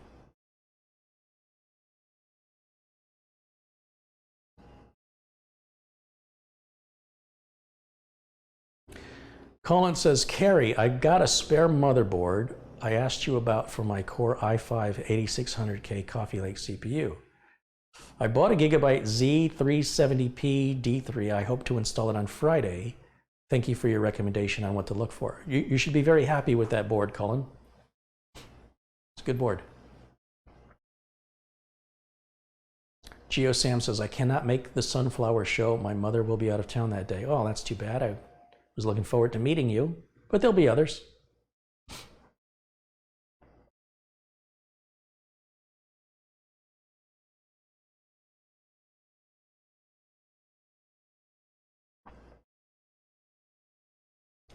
Car-ey, could you put techbets.com in your listing plus PayPal listing, saying using those instead of super chat donation? Yeah, I probably should do that, Ray.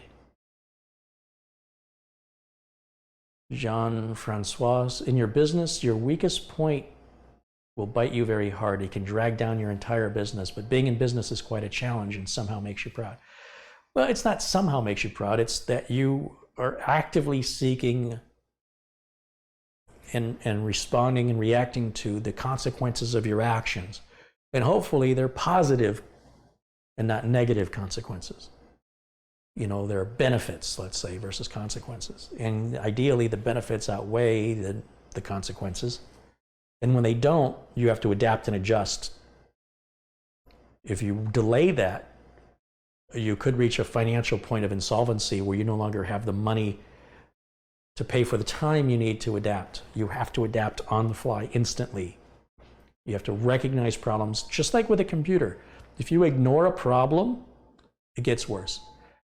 I've always treated my cars, when something goes wrong, I get it fixed right away. And there's a reason for this.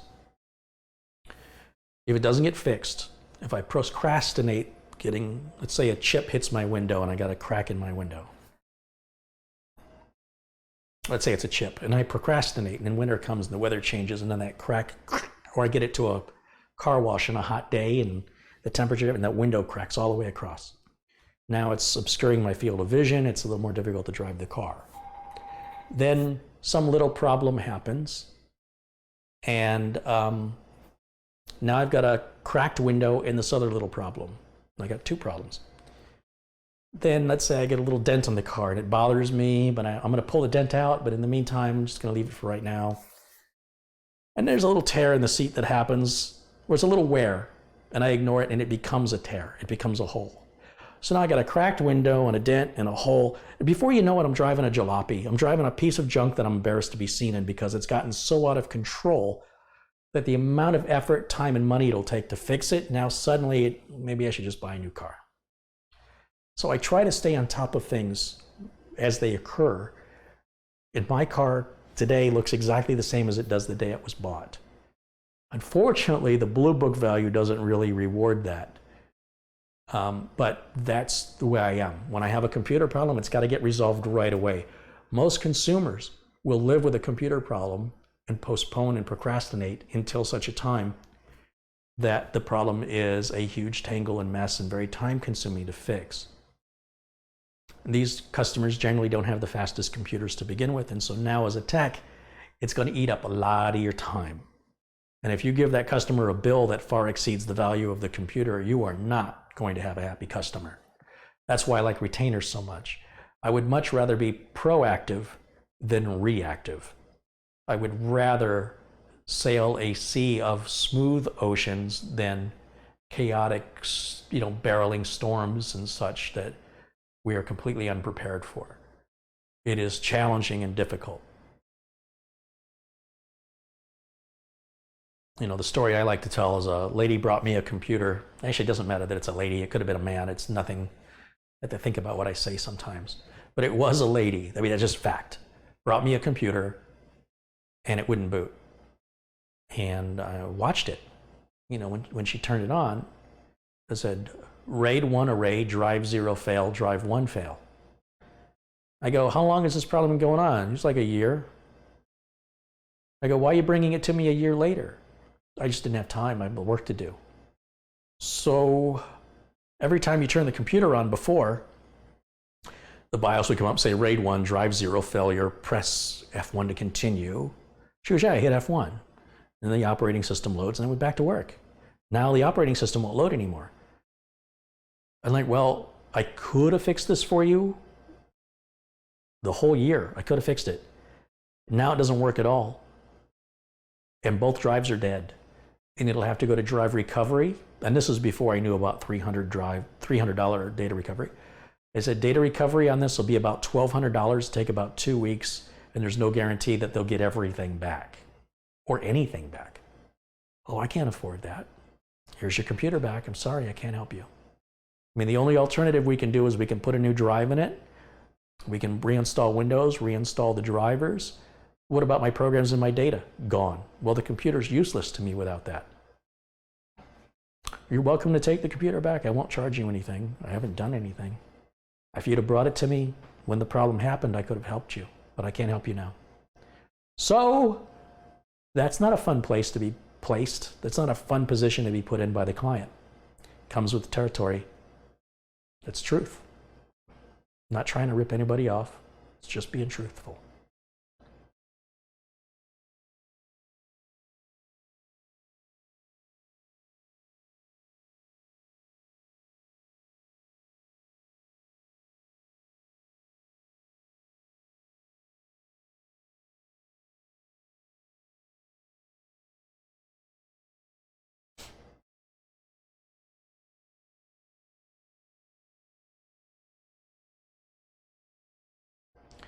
Do computer electronics suffer from atrophy? I have a couple of old computers. Do I have to worry about them breaking down just by sitting on my shelf? Yes. Yes. A computer's not a toaster. Not only do you have to worry about the atrophy of the components, like, for example, a fan or a hard drive or any moving part where the oil hasn't moved, or the grease, if it has any contaminants like dust or any sort of debris in the grease, as long as the grease is hot and warm, it'll still perform as grease. But when the grease dries and gets cold, over a long period of time of being off, the fan won't spin or the hard drive plotter won't rotate anymore. That's the nature of it.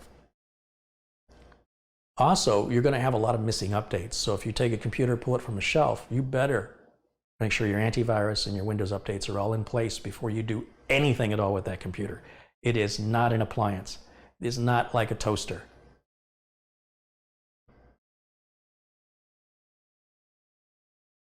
Anything with a moving part, a water pump from a liquid cooler, leave it off for 3 years. Brand new in a box, never take it out of the box.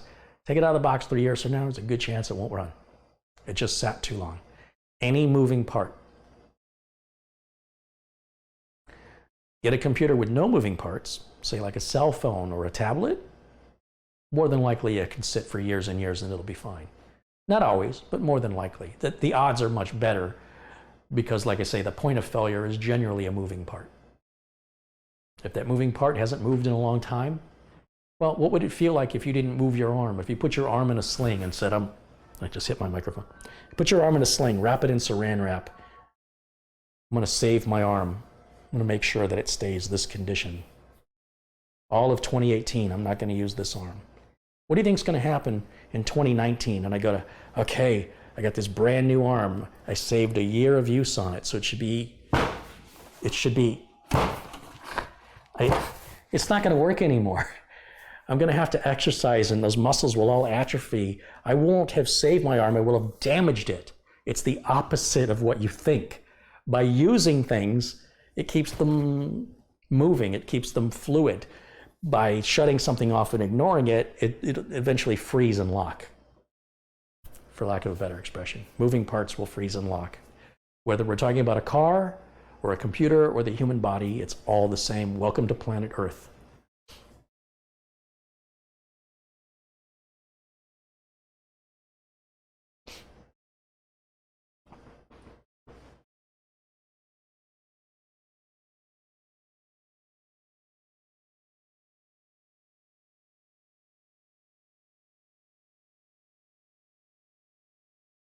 I was looking at one of my customers' solid state drives, talking about the length of time a solid state drive will last.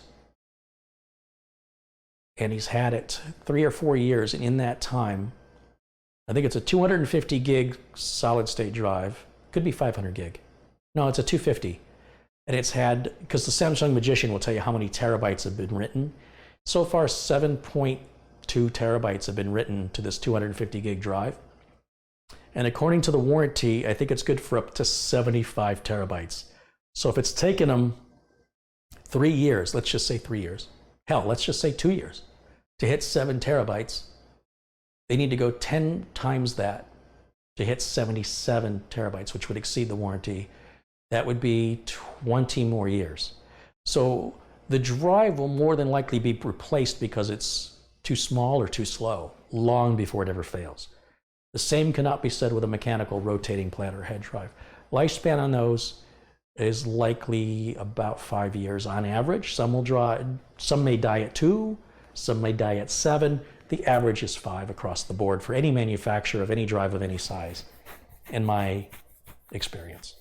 Doesn't matter if it's Seagate or Western Digital, it doesn't matter. They all die.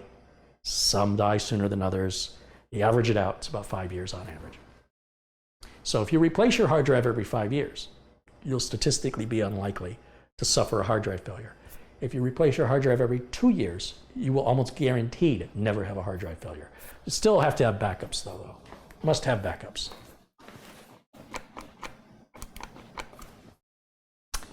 Okay, I think we're going to wrap it up for today. I want to thank you guys so much for watching. Any final questions? This will be your time to ask. And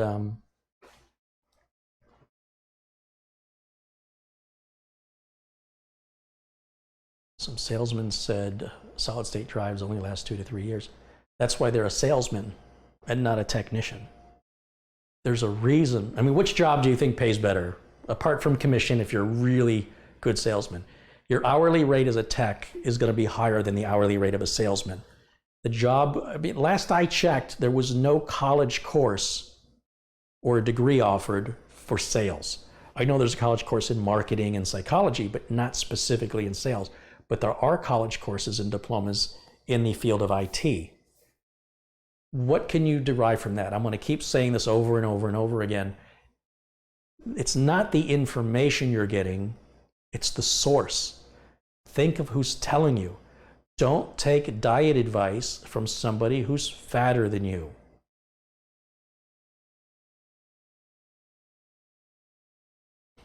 I'm communicating with my eyes. Right? Am I right? You already know this, right? You just need a little reminder.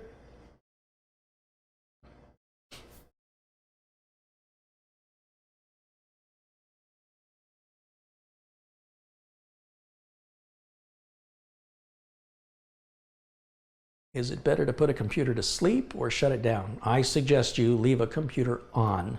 Sleep and hibernation are for battery-powered devices that save batteries. There's no point in using sleep or hibernation. They usually cause problems. People will use sleep and hibernation and they'll say, I never had a problem with it, until they have a problem with it. So I recommend, if you want fewer computer problems, leave the computer on 24/7. You do need to reboot it about once a week. It's always a good idea, but leave it on if reliability is important. That's my advice.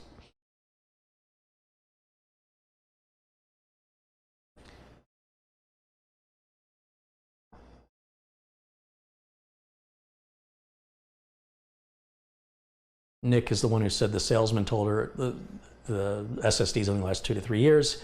He said he spoke to the customer outside the store, gave her one of his business cards, and next week he'll be taking her to Best Buy and help her buy a laptop. Right on, Nick. Right on. Good for you. It wasn't about anything other than the lesson, and don't listen to a salesman talk about tech. Don't listen to a tech talk about sales. You know, don't listen to a homeless guy and tell you how to gamble. I mean, if they were so good at gambling, why are they homeless? You understand? So that was the point I was trying to make from the, I know you were telling a story, but I just took that first part of the story and that was enough for me to build off of that.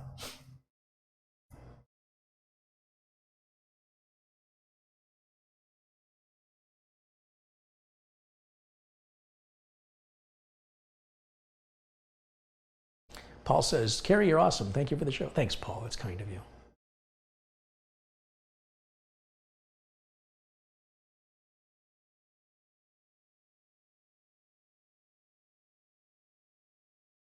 What is the shelf life of a graphics card? Probably about 40 or 50 years. You may have to replace the fans. If the fans sit for a little bit, you know, if you literally mean shelf life, where it's going to sit on a shelf, you may have to replace the fans when you go to use it. Maybe. It just depends on what condition it was in when it was placed on the shelf, the atmosphere, the temperature, the dust conditions of it had to endure over the years of how long it was on the shelf, or not years, but the amount of time it spent on the shelf, what environmental conditions were involved, extreme temperatures, dust, etc. And then finally, of course, the quality of the manufacturer and the components themselves, the circuitry, probably 50 to 70 years. Again, computers will go obsolete long before they'll stop working. Repair is an exception to the rule. Not every computer is going to need a repair, but what does need a repair are typically the parts that move. On power supplies, fans. On video cards, fans. Mechanical hard drives. Anything that has a moving part is most likely the part to fail first. Again, there are exceptions. Motherboards fail. Diodes die, transistors die, lightning strikes occur, power spikes happen. But generally speaking, the most common repair you will do on a PC is something that has a moving part. Even when you repair smartphones, what are you repairing? You're repairing something that occurred due to movement. Like when you dropped the cell phone and it hit the ground and shattered the screen, that's movement. You understand? That's still movement. $20 has come in. That's a nice contribution. That's from Gredco. I just want to thank you. I heavily referenced your videos when putting together my computer a few weeks ago. You know, if you reach out to me in my email, I will send you a case badge that you can proudly display on that computer you built. Send me an email. The link is at tech-vets.com. You'll see my name off to the right. Click on that. Let me know who you are and send me your mailing address. And please send it as it should appear on the envelope so I can just copy and paste it, and I'll get one out to you.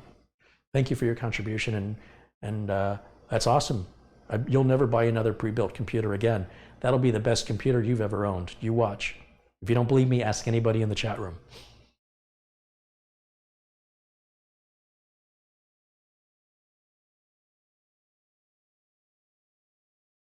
Carrie, are you going to get a merchandise store with t-shirts and other items? So I've been talking to my sister about letting her take responsibility for that. But what I've explained to her is I don't want to sell anything I wouldn't buy myself. And I don't really want to sell anything that anybody else sells. So like I'd like to put together a tech toolkit which would contain the screwdriver with the appropriate bits, the right screwdriver, magnetized, the right bits, a good flashlight, portable, bright, a box of Band-Aids, you know, stuff that you're not going to find that in a typical tech, in any tech kit. It'll be a Cary Holzman tech kit. But trying to find a manufacturer for that is expensive and the quantities have to be big. So it might be cheaper for us to just buy the parts individually and build our own little tech kit. But it would be cheaper for you to just buy those things individually. So the question is, like if I buy a bunch of screwdrivers, then how do I make them mine? I have to find an engraver who can engrave on them. I got to pay the engraver, I got to pay for the screwdrivers. So a $6 screwdriver that I got to pay to ship, and then I got to take it to the engraver, and I got to pay the engraver. Suddenly that's a $15 screwdriver. And then I got to make $5 on it. It's a $20 screwdriver, and you're going to go, well, I could buy the screwdriver for $6, Cary. Yeah, it's not going to have my name engraved on it. So, gosh, I don't really want to get into it. I really don't want to get into it. We can make t-shirts with unique designs. I don't know. I'm going to leave that up to my sister. We're going to develop that in time. Right now, I've got her working on some video edits because that's the bread and butter of this business, and that's the priority. And if things ever get caught up on the editing side, or for work late at night when you're done editing, do a little research into some merchandising. We are actively, what's the word, investigating it as a potential, but it's quite a ways off before it's happening. Right now, it's just the case badge. Something nobody else does. I want to continue doing stuff nobody else does. And thank you for the question. Thank you, everybody, for all your questions, by the way.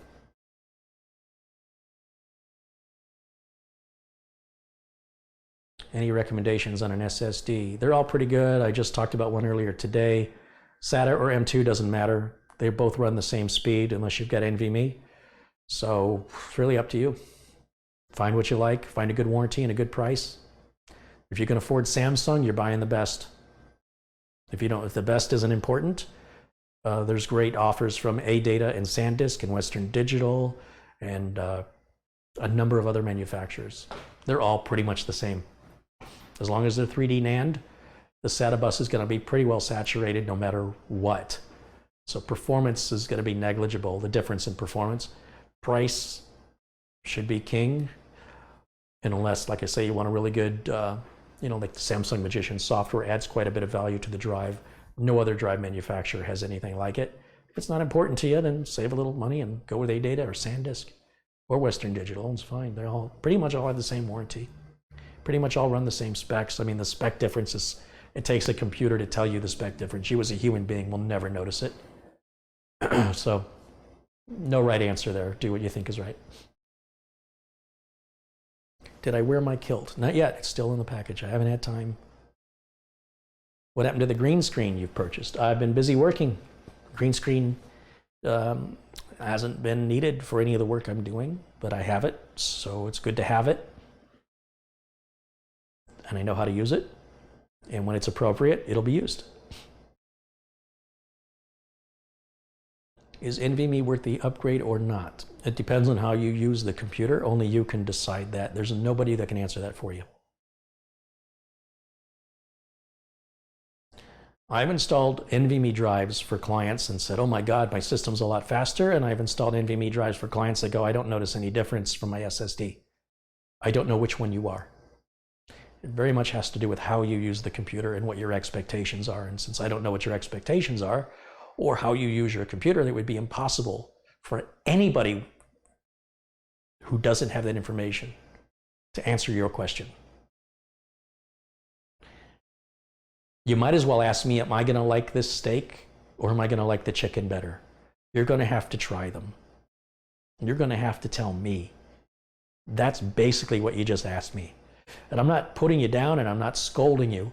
I'm simply trying to make you aware that the types of questions you're answering are going to lead to very much disappointment, because there's plenty of people on the internet that are more than happy to answer your question based on what they like. The steak is better than the chicken. You gotta go with the steak. Are they right? How would you know? There's only one way. You're going to have to try it.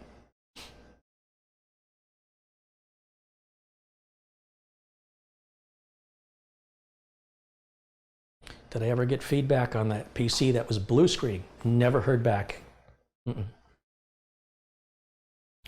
Are Zotac PC parts any good? I don't know what you mean by good.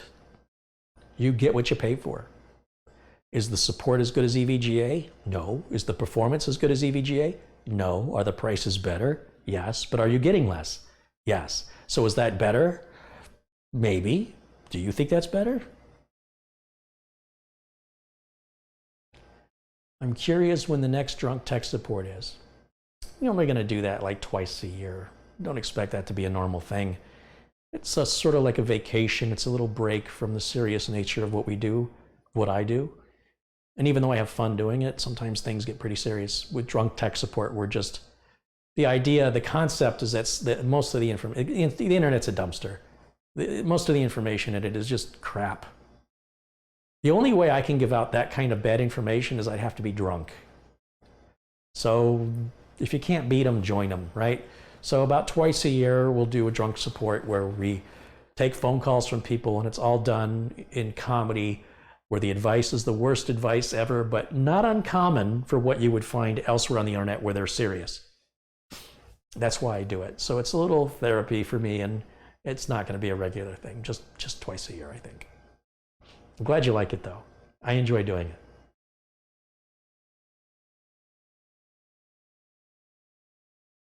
Carrie, does Rosewell make cases you could use? Maybe.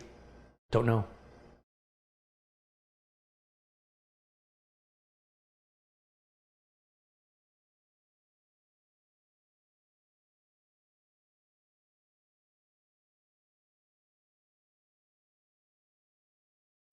All right, guys, I think we're going to go ahead and wrap it up. It's almost feeding time for the dogs, almost their dinner time. I expect them to be rolling up in here any minute and looking at me with those big brown eyes and tapping their feet, like doing this.